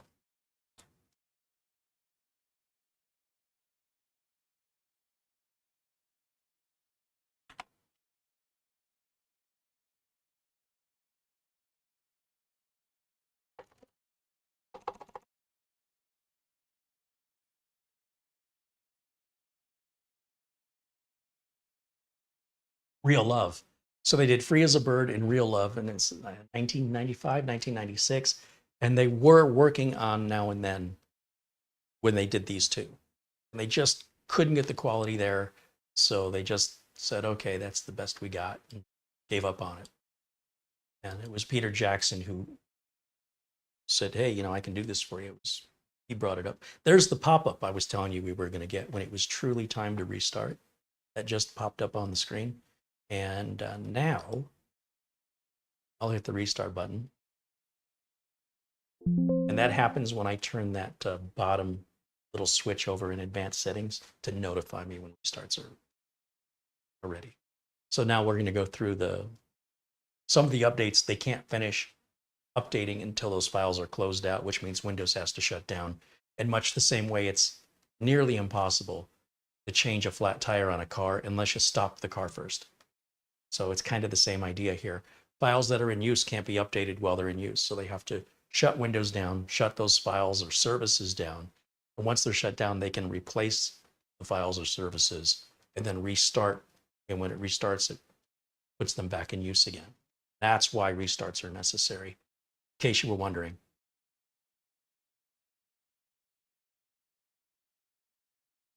As for the technology, I think it's really cool. And I think it's really cool the Beatles have released a new song. The Beatles, Paul McCartney's in his 80s, right? Mick Jagger's 80. Willie Nelson is 92. These guys are still out touring and they're still making music. Who would have thought? Willie Nelson's the biggest shock of all. He's on his tour bus nearly every day, going from one city to the other. He loves what he does. 92 years old, still playing that guitar and singing. Mick Jagger, 80 years old. He's still dancing on stage. He's in great shape. The guys from Duran Duran, Simon Le Bon, John Taylor, they're not spring chickens. They got to be in their 60s. Still doing it. That's crazy to me. So I am all supportive of the idea of singers continuing to do what they do, whether it's Dolly Parton or Cher or any of the others that have become staples, you know, icons in the music industry. But I also feel like the music has not changed with me. I guess that's the best way to explain it. Whatever the appeal is for the kind of music the Stones are making today, this music that John was writing, again, I don't think it was good enough that John was ever going to release it. Something he was experimenting with. I don't know that this song ever would have seen the light of day, except that that's what they have. So we use what we have. And it's pretty cool. And again, Prince has a lot of unfinished songs. He's a perfectionist, so he has more unfinished songs by far than songs he actually finished. And some of them are, I've heard, are pretty darn awful, and I can totally understand why Prince didn't want to release it. But, you know, Prince's attitude was, I can fix it. I just don't know how yet. But if I put it away and revisit it at a later date, or maybe collaborate with somebody and get some other ideas, there's enough here to save it. There's something there, but it's just not all quite there.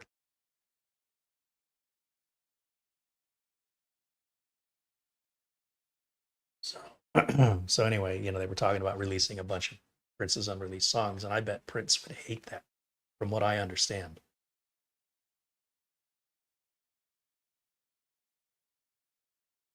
But that new Duran Duran album, which you can look up here on YouTube, they've got, you know, all the audio for Dance Macabre. And the first track on it's pretty catchy, I think. And it very much sounds like Duran Duran. The other tracks, not so much. Yeah, and the new Stones doesn't sound like the Stones to me. But I don't know, it almost sounds like the song is skeletal, like it's missing instruments. It's not a full sound. Then when I think about it, that might be the Rolling Stones style.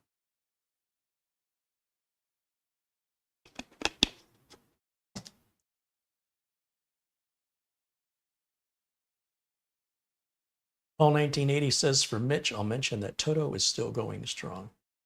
I think Mitch just posted something on his Facebook page about a new concert tour they're doing, if I'm mistaken.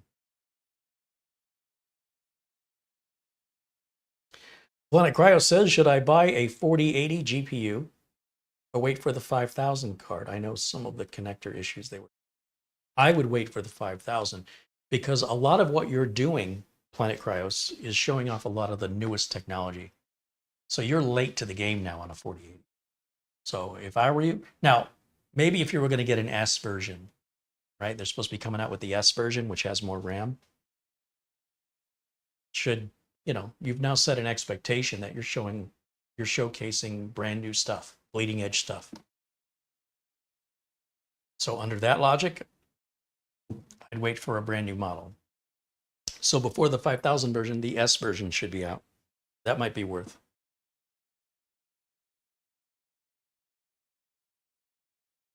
what that's going to cost to make a video for. Let's see. Garfield saying good night. Hey, thanks for hanging out with us today, Garfield. Jimmy mentions Clint Eastwood. Well, he's not a singer, though. We certainly see a lot of actors, you know, still doing great work, whether it's, who was it that said they were going to retire? Somebody said they were making one last movie and then they're done. And then there's a new documentary about Sylvester Stallone that got released earlier, November 3rd on Netflix. He seems like a real down-to-earth, well-grounded guy. Documentary's very slow, so I watched about 20 minutes of it. I'll probably end up watching 20 minutes at a time. I think it's an hour and a half. But I'm just very surprised by how well-grounded he is.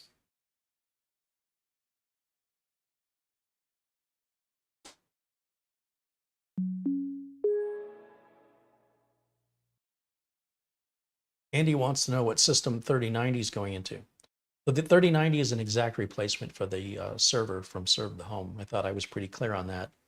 The cost of repairing it versus the cost of replacing it with a renewed model just made more sense to me to get the renewed model than all the risks and time involved with repair, not knowing if it can even be repaired and how much time is going to be spent shipping and the money spent shipping and getting it back, and then end up either still having a non-working card or a card that ends up not working again if the repair is not thorough.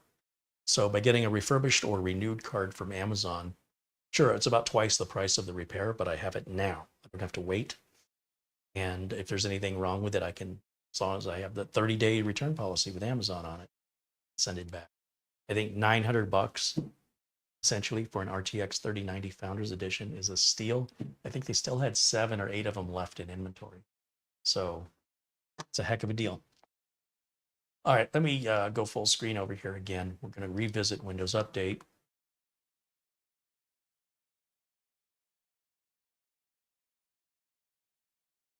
Now, the other Minisforum PC, I might go ahead and unbox it and go through this whole unboxing thing off camera and get it all updated, put 23H2 on it, and then do the review.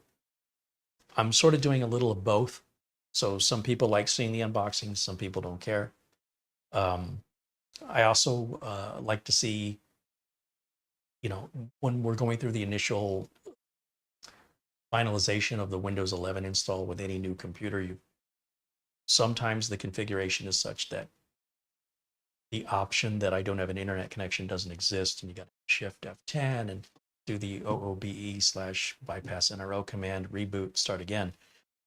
I'd like to get all that out of the way on some of these, and on others, I like to showcase it, you know, the entire process. So given the circumstances, kind of the decision on this one was made for me because it was kind of a last minute. And I didn't know if Minisforum was going to, you know, when they tell me to hold off on a review, I don't know if the reason behind that is they're having second thoughts on the whole model. For any reason, it could be the CPUs are hard to get, or, you know, there's some distribution issue with parts, or on the other hand, that they're making a modification to it. Who knows? But it's possible they say, you know what, cancel that altogether. Now, they've never done that before. They never canceled it. This is the second time they've asked me to hold off. So I don't know what's going on over there, but I think the wait was worth it. I'm pretty impressed with this little guy, given how much power and the fact we're getting 32 gigs. It is DDR5, and it is Gen 4, and you're at a $500 price point. That's a screaming deal. You know, that 3090 I just talked about, after sales tax, was about $1,000. So, you know, here you're getting the case, the power supply, the CPU, the cooler, the storage, the RAM, the motherboard, the operating system for $500. That's pretty good, pretty darn good. When you're considering an entry level like N100 mini PC is likely going to set you back $160 to $200. This is 2.5 times that cost, but it's like 5.5 times the amount of power resources. So normally you get 16 gigs of RAM and 512 gig of storage on those cheaper computers. So here you're getting twice as much RAM, and it's DDR5 RAM, so it's faster RAM. It's dual channel, which the N100 isn't going to support. And then there's the processor itself. So for the amount you're getting in return for that added cost, seems like this is a much, much better value. You know, people, they aim for that cheap stuff and they don't realize how much they're getting ripped off on it, in my opinion.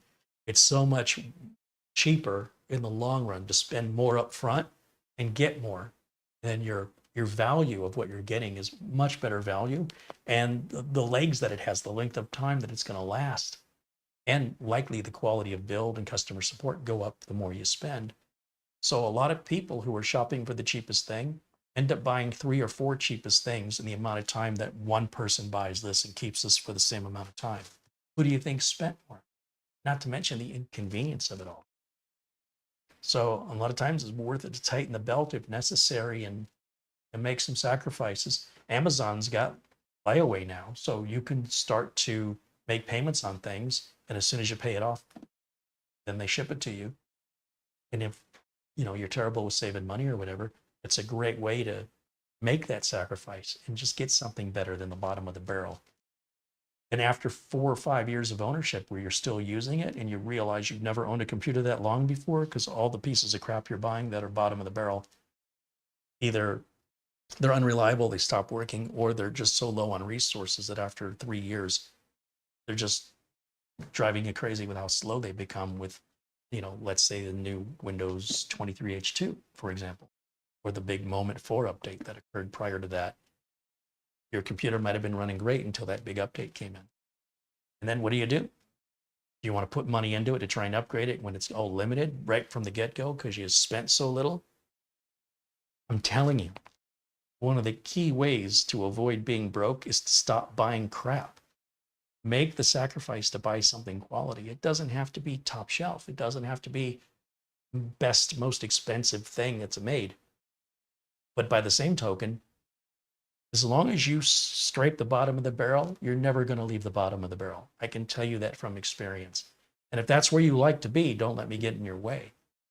But the best reward you can make for yourself, for your sanity, for the value of your time, and the value of your money is to spend a little bit more upfront for something that offers you better value, more performance, has a longer lifespan, and better support. And then all that money you would have spent replacing the unit time and time again during the course of ownership of a decent one, you could be using to buy something else. So that's why I always say when you're staying at the bottom of the barrel, it keeps you. It keeps you there.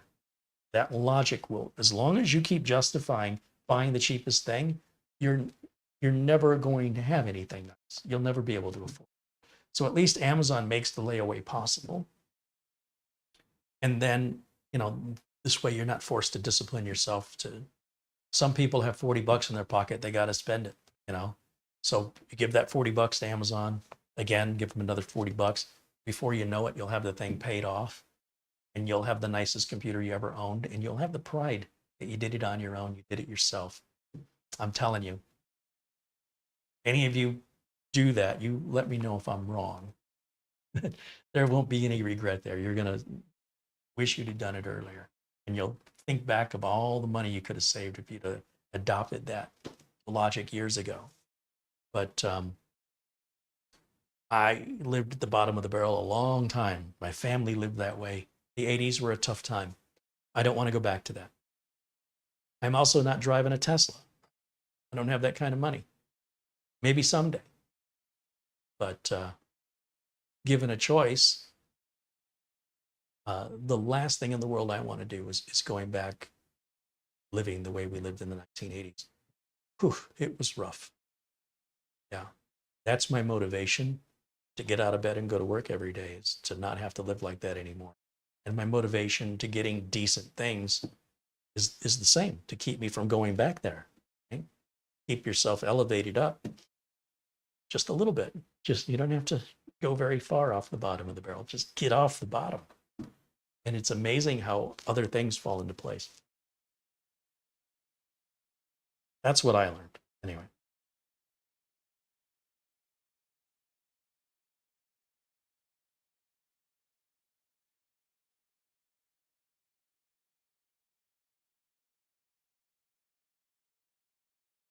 Les Stevenson says, goodbye, Carey. Fantastic live stream as usual. Catch you next live stream. Fantastic review. Have a wonderful rest of your day. Thank you, Les. You too. Thanks for hanging out with us. Once we finish this update, we're going to go ahead and do the Prime 95 thing. We just now are at 3 o'clock here in Phoenix, so we've just now hit the 2-hour mark. So I'm anxious to get the Prime 95 test run, see how the cooling, because they're making a big deal about the cooling. Let's see if it's all talk, or let's see if it holds up. With Minisforum, I fully expect it's going to hold up. I'll be surprised if it doesn't. Been surprised before. Thomas MacT says, lay away from Amazon. I'll have to look into that, especially on Black Friday. Thanks for the information. Yeah, there's a, let's see if I go over here to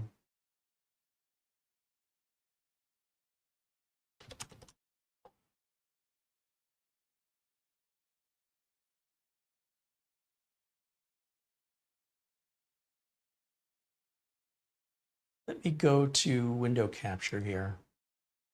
And you'll see you shop year-round with Amazon Layaway, pay over time without a credit check or any hidden fees. Amazon Layaway is not available to all customers and not available for orders shipping to Connecticut, Washington, D.C., Illinois, Maryland, Ohio, Pennsylvania, or outside of the United States. Visit Layaway FAQs to learn more about your eligibility and other payment options. So the Layaway FAQs, eligibility, availability, all of that. You'll find information here, how you make payments, all explained. If you're interested, you can learn all about it. And a very easy way to find this page is to just go to Google, type in Amazon space Layaway. And the first link Google provides you with should take you right here. That's how I got here. And why not take advantage of that? Especially on the Black Friday deals. That way you can lock in those prices, even if you don't have the money to pay for it that day.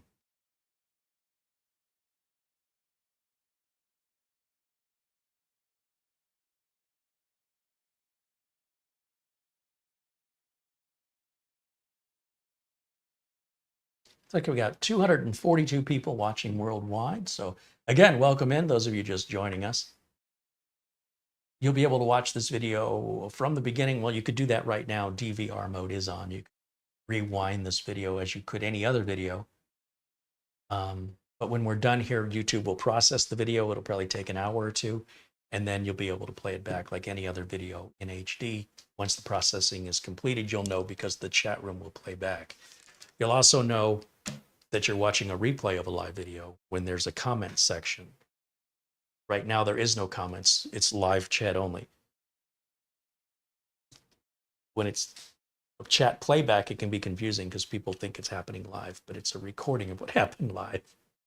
As I speak, it's live, but when you're watching this, you know, if it's any time after 3 p.m. at Phoenix time on November the 7th, 2023, you're watching a recording of a live video. David Graham says, not fair, I live in Illinois. Well, I think that has to do with your congressmen, your state senators. You'll have to figure out which law it is that's preventing that. And of course, the other thing you can do is if you know somebody, if you have a family member in another state that can put it in their name, and then they can just have it shipped to you. There's an option there as well. People get creative with workarounds, loopholes.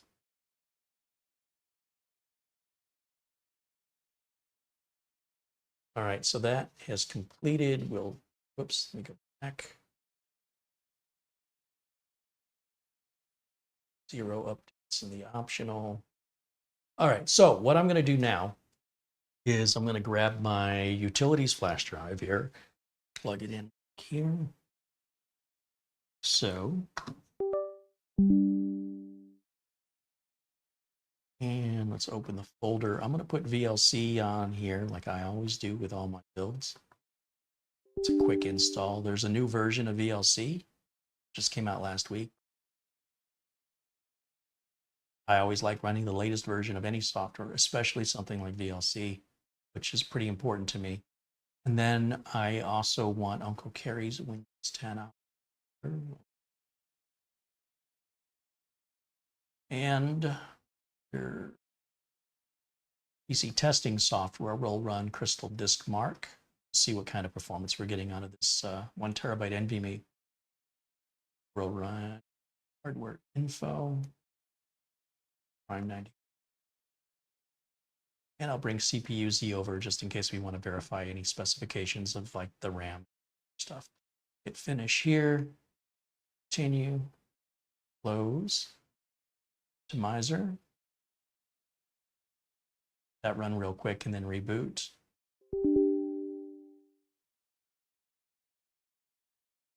Give the system the benefit of the doubt for making sure things are tuned for the best possible performance before we run these tests. Oftentimes, the way most reviewers just take something and they unbox it and they review it, they're not getting updates. They're not optimizing the system. You know, that's a fair review, right? If you're an average user and you're just planning to take it out of the box and start using it, do know that it may not be tuned. In most cases, it isn't performance tuned by the manufacturer.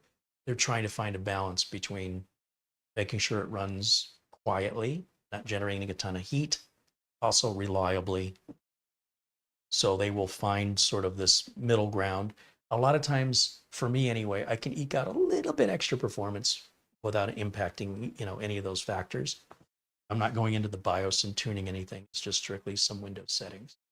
And depending on how you use the computer, it may not even make a noticeable difference for you, but it won't hurt anything. And I think that's the most important, is that we're not causing any harm by running the optimizer. It's either going to benefit us or it's not going to make a difference, but it won't do anything detrimental. So with that, I'm done with the flash drive. We'll pull that out. I do feel quite a bit of heat coming out of the back here. So my system's working. Let's go to Crystal Disk Mark, and let's first of all see what our performance is on the storage that's included. And I'm not going to run the full test. I'm only going to run the sequential read and sequential write. So this is the best the drive can perform. Under the best of circumstances, it won't go any faster than these numbers. That's respectable. We're at near 5,000 or 4,800 megabytes per second. We can go up to about 7,400 on Gen 4. With Gen 3, about 3,600 is the fastest with Gen. So once again, you know, they're not putting a super high-end NVMe drive in here. They're kind of going right down the middle, and that way they're able to keep the price down. And most people wouldn't notice any difference in performance between 4,800 megabytes per second and 7,400 megabytes per second. It makes a millisecond or very few milliseconds of difference in load times. So it does make a difference, but you almost need a benchmarking piece of software to actually show it to you. So, you know, unless you have an abundance of money and you like seeing those numbers, don't feel like you're missing out because this drive isn't performing on the high-end scale of Gen 4 drives. You likely won't notice any difference. So we're looking at about 3,900 megabytes per second on the writes. Again, we're still above Gen 3 speeds, which is really what I'm looking for. I want to see better than 3,600. In fact, writes on Gen 3 generally don't even go that high, maybe 3,000 tops. So that's worth having Gen 4, in my opinion, to see those numbers that are significantly greater than what Gen 3 could offer on the high scale. Now, with regards to Prime 95, let's bring up the hardware monitor here and see what our performance or our temperatures are right now, where we're just more or less idling and doing some basic things with the computer. We'll start with sensors only. And let me close that one. Let's close that. Okay, so we move this over here.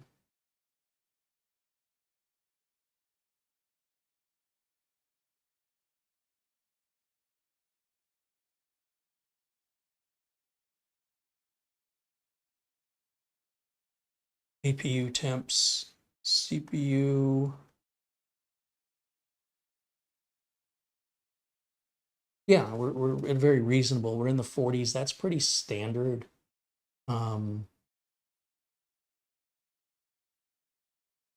a place that shows us all the cores.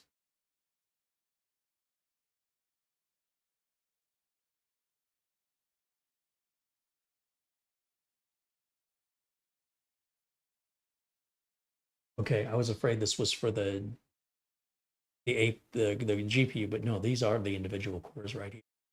So this is our current temps down this aisle. This is the minimum that it's ever read since we started this piece of software. And this is the maximum it's read since we started the piece of software, this HW info software. Losing my voice. All right, now let's go to Prime 95. This is version 26.6. I stick with all the defaults and click OK. And I'm going to minimize this, close that. And we started this about, what was it, 20 seconds?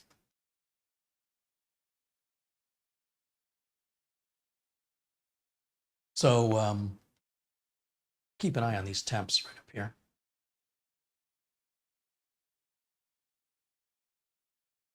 And of course, the overall package temperature here, something to keep an eye on. And we'll see how this does. In the meantime, take a look at the chat room here.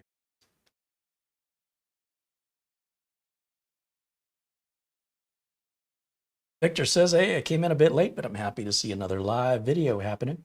Right on. Well, thanks for joining us, Victor.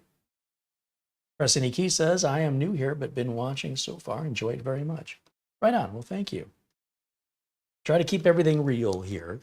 There's no corporate sponsorship. Everything you see is basically what I do for a living, what I've been doing for over 30 years and getting paid to do. Hence, I'm a professional in the industry and continue to work in the industry and make videos. It's almost like a 50-50 thing for me. I like to be in the trenches working with customers and dealing with the issues that customers have today.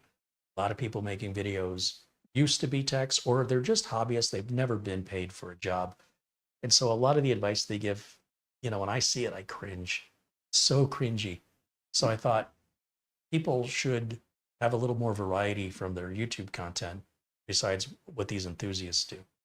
Nothing wrong with what the enthusiasts are doing, but it's mostly all enthusiast-based content and primarily watched by enthusiasts.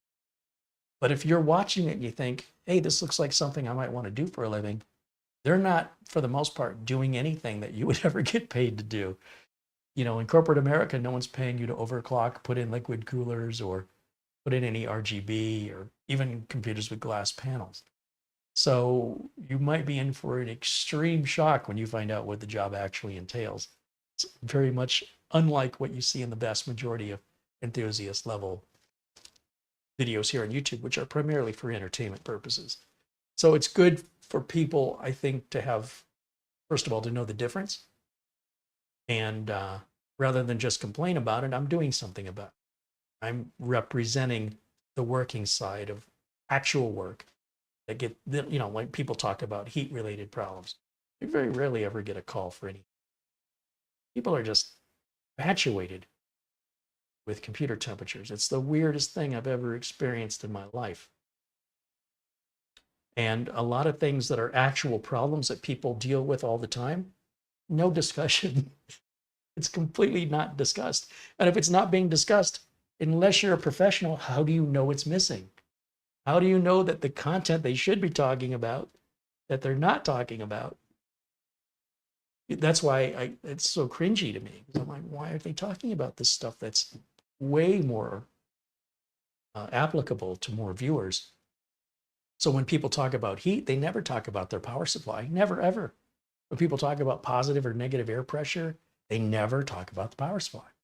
So by not talking about it, you don't realize that there's very critical information that's being omitted and you have no idea.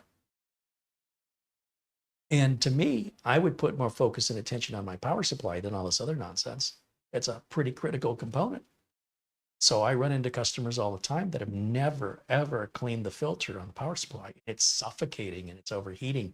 And that power supply can damage every component inside your computer. And it's its own little ecosystem. Nothing you do inside your computer has any impact on the cooling of your power supply. So why isn't that talked about more? So because it's not talked about, people don't know it should be talked about. I'm doing my best to raise awareness.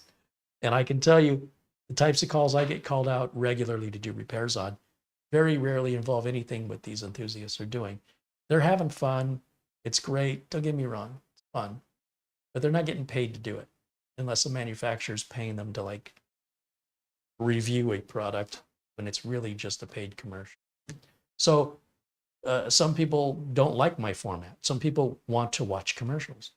That's fine. But if you want a dose of reality, which we're getting less and less of on TV, even in the news, I'm trying to keep together to stand up for and promote reality. I realize I'm in the minority, but that's okay. My videos aren't for everybody. But if you're somebody that appreciates reality, I think you'll like my content.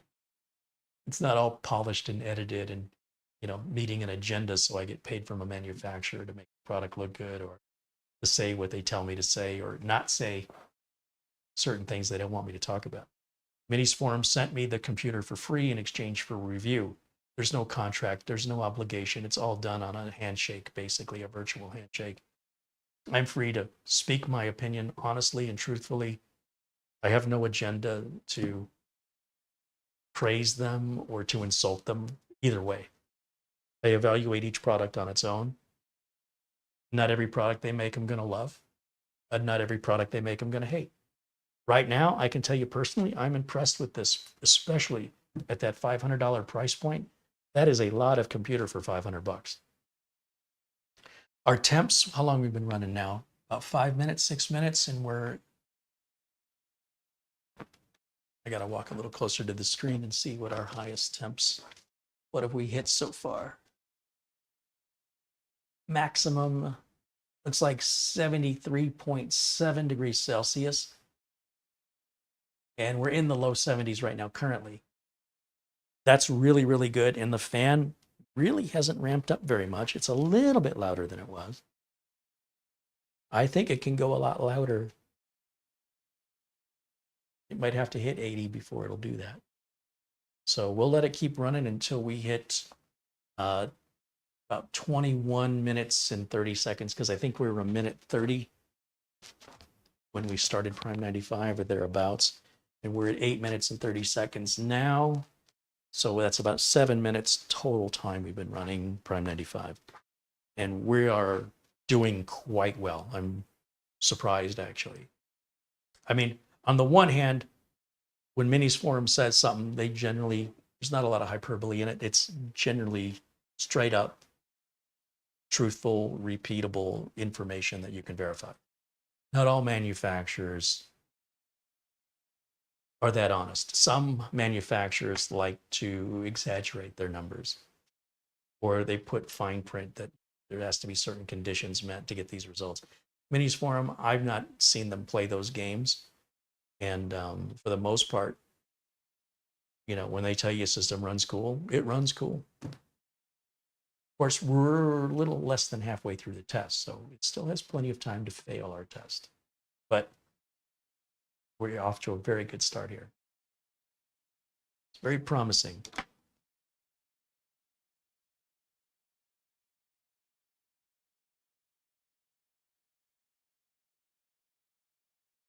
David Graham said this should be a great 1080p gaming rig and 4K video computer.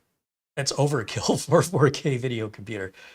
But, this is kind of an upper tier computer at a mid-tier price. That's what I would call it.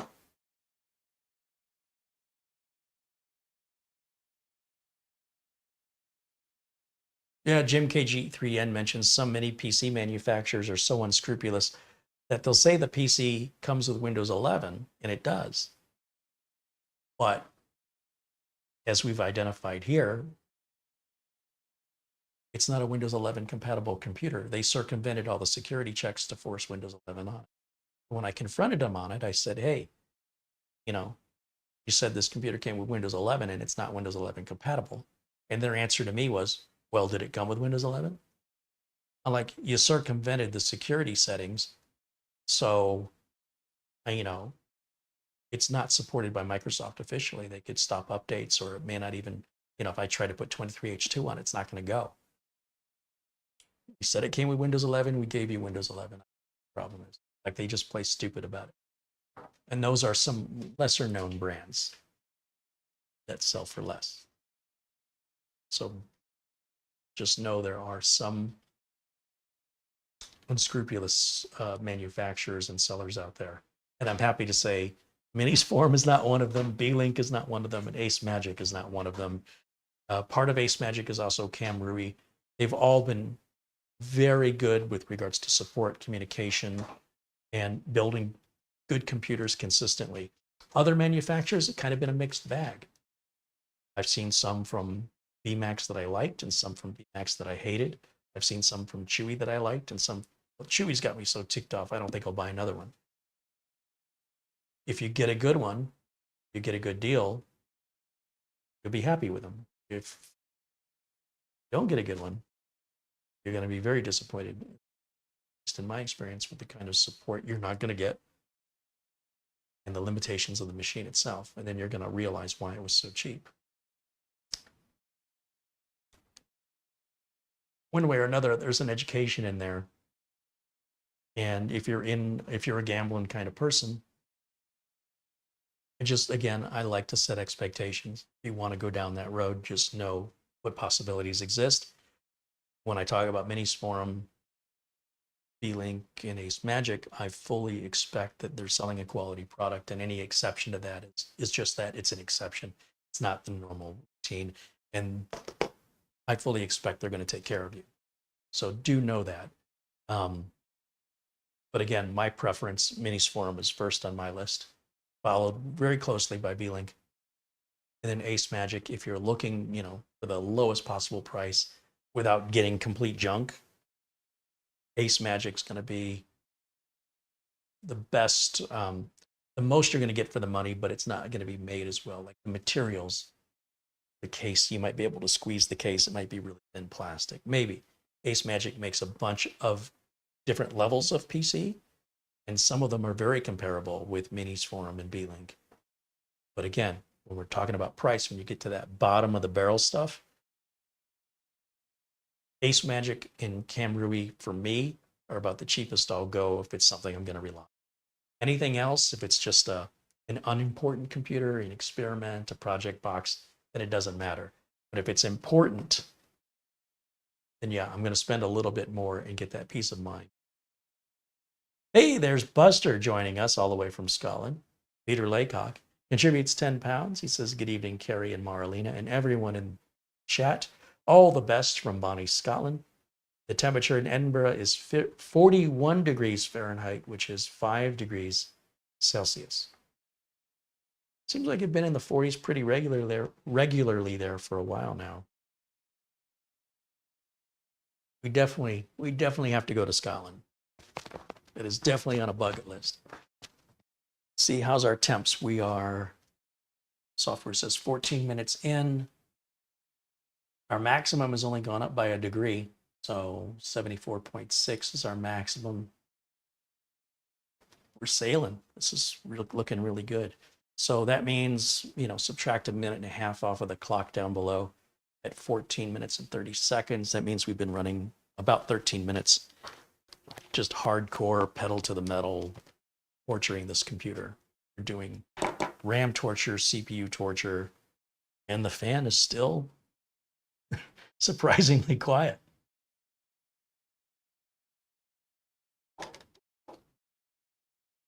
Check my phone here while we're waiting.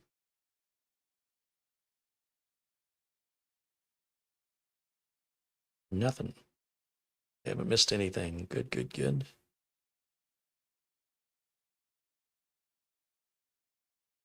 I get notifications when channels I follow post new videos, so I've got some content to watch later, it appears. Tony's RC said he's enjoying the stream. Right on, Tony. Thank you.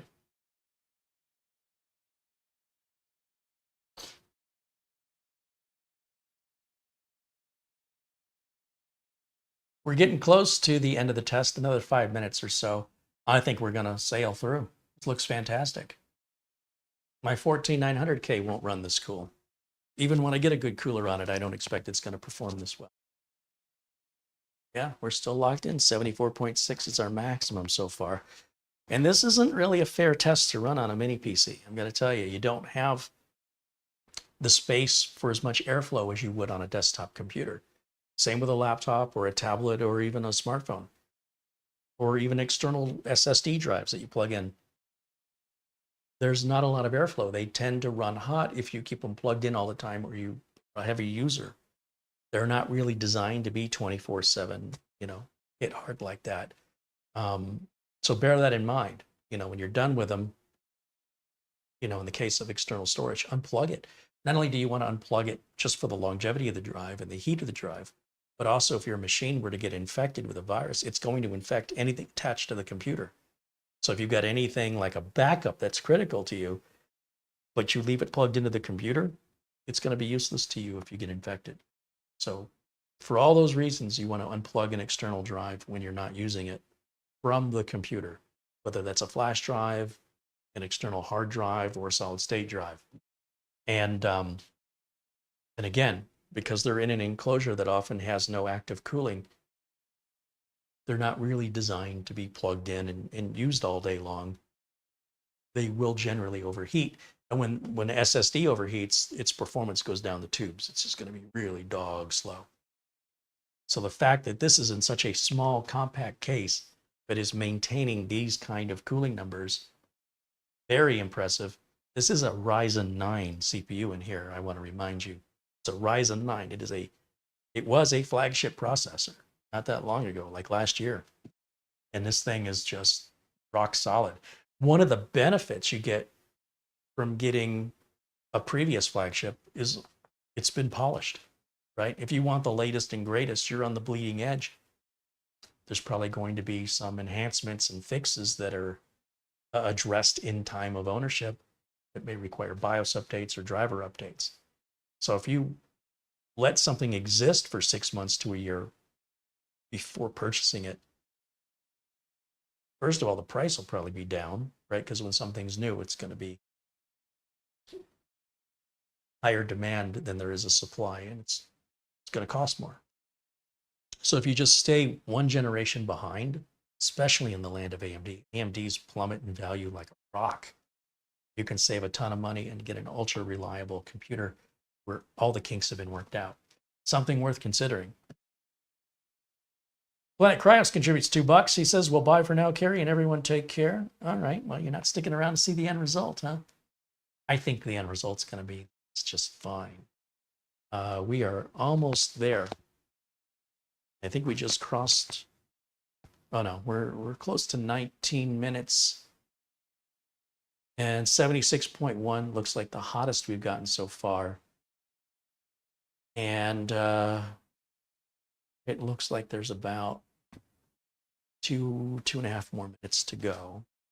And then that will be our 20-minute torture test, which again, and I can't stress this enough, most mini PCs will not pass this test, nor are they designed to. It's a very unrealistic test. It's normal for people to have their computer boost during certain things you're working on with the computer, but it's unusual for your computer to boost for an entire 20 minutes without a breather. That's incredibly unlikely. So, and I want to reiterate that $500 price point with 32 gigs of RAM and 1 terabyte of storage. Plus we've got USB 4. Oh, that reminds me. Let me grab my SanDisk SSD and see what kind of numbers that's going to pull.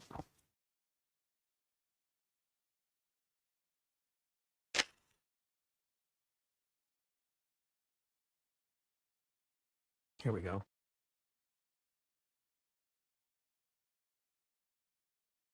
This little guy here is a 4 terabyte that supports USB 3.2 Gen 2x2. And if you have that on your PC, that should achieve 2000 megabytes per second. So I don't know what this has. We can try it. I think, let me just walk up here one more time. I think our test is up, isn't it? No, 1 more minute to go. But still 76.1 is our maximum. And if you're curious what our maximum frequencies are and voltages are, I'll scroll through this here real quick just so you can take a look at that.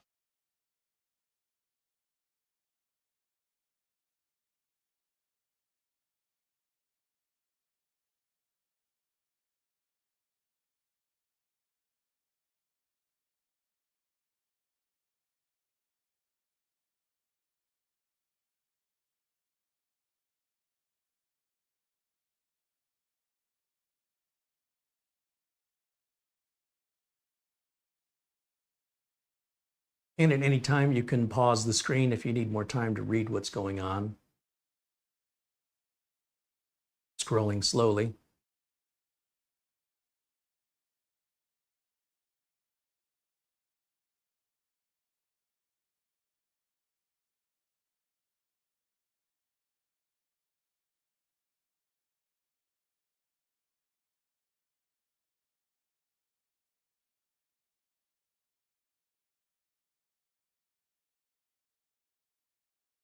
Okay, that's the bottom. Let me go back up to our temps. We've definitely been on now, shows 22 minutes, so we're over the 20-minute mark. And so I'm going to go ahead and stop Prime 95 and then watch how fast these numbers will drop in practically in half.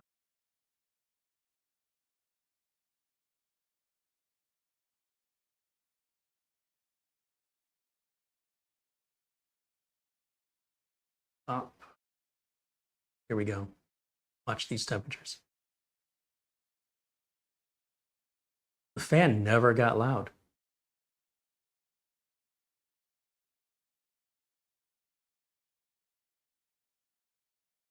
We're dropping.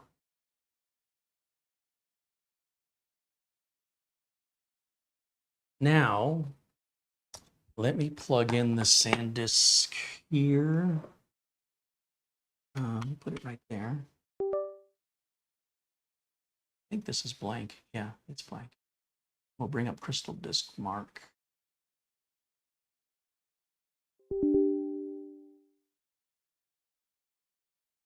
Change this to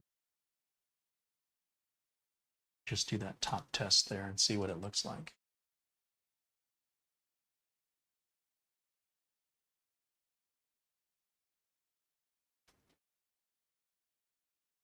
So still just 1,000, which is pretty common.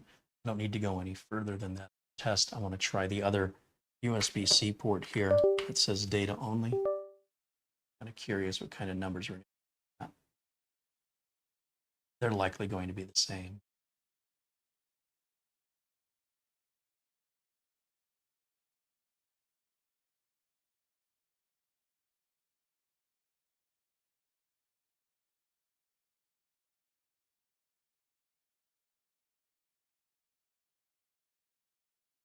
Oh no, Michael suffered a stroke. Michael Dane, our good friend Michael Dane, needs some prayer to keep him in your thoughts. You told me this is a great family. I am Mike Jr.'s oldest son. Well, Mike Jr., thank you for letting us know. Of course, our thoughts and prayers are with him.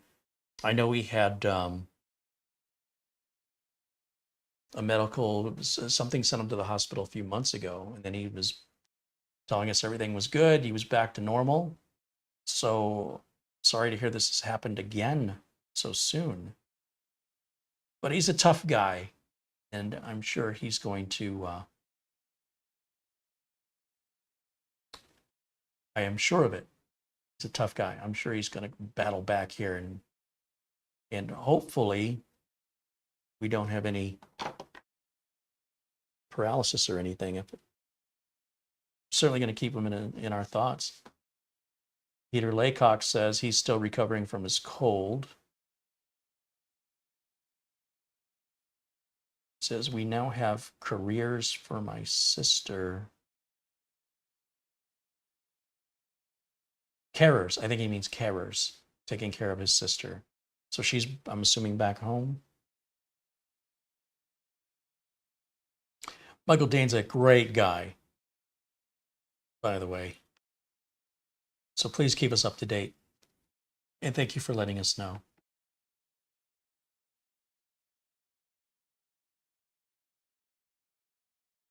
And Peter, thank you for keeping us up to date as well. You know, his brother and sister are going through some medical challenges, but hopefully are both back home. Last I heard, they were heading back home from the hospital. And this drive, yeah, it looks like we're at 1,000 here. So just the standard I've been getting out of these drives lately. One of these days, I'll be testing this, and 2,000 is going to be the new norm. The drive has the ability to run up to 2,000 megabytes per second, but finding a computer that has that Gen 3.2, Gen 2.2, like I said, I've only seen like 2 so far, but hopefully that'll become more of a new normal. In the meantime, thank you to Minisforum for sending us the unit for review. It definitely has my endorsement. I don't really have anything negative to say about it. I like how they've improved the rubber feet, you know, being plugs, and that you can unplug them. I still prefer that you wouldn't have to remove anything at all, that the rubber feet would just simply have holes in them, or move the rubber feet away so that you could get into the machine. Typically, you wouldn't be getting in the machine that often. You're going to upgrade RAM, you're going to upgrade storage. How often does that happen?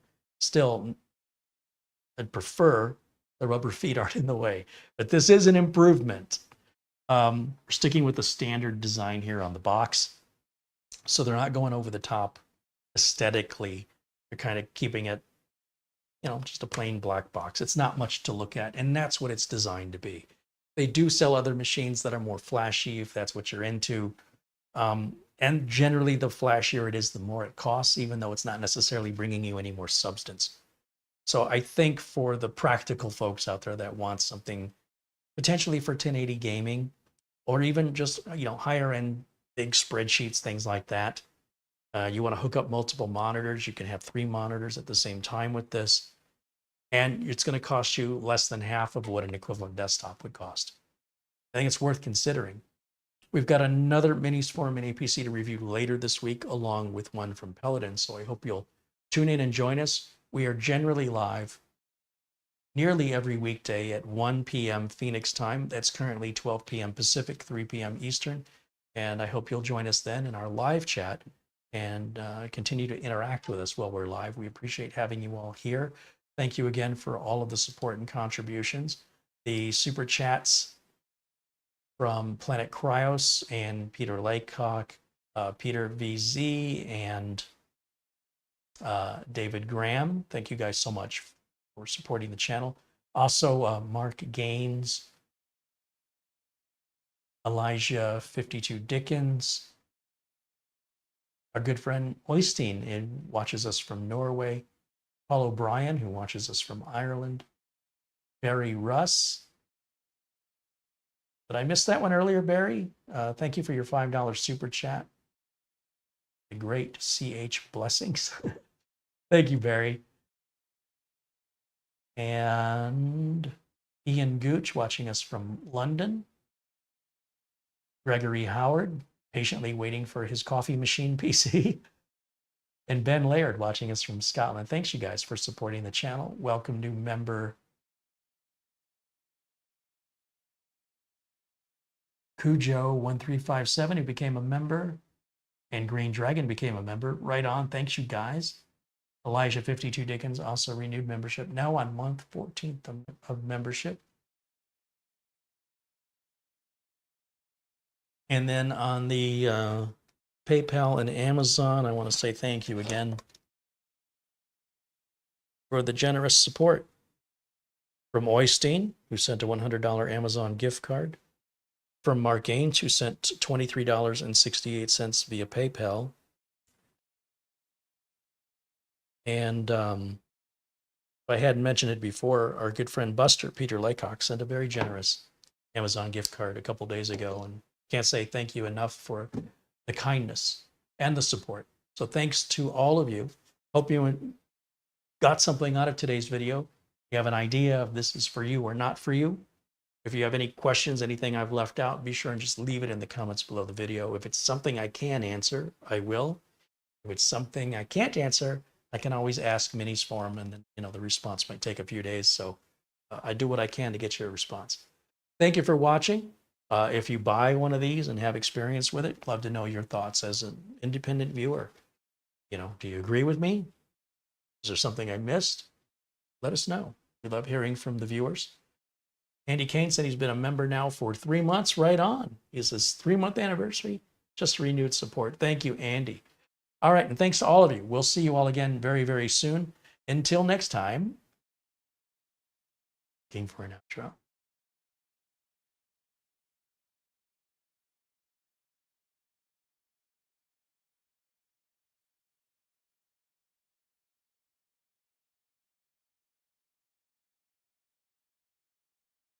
Where'd my outro go?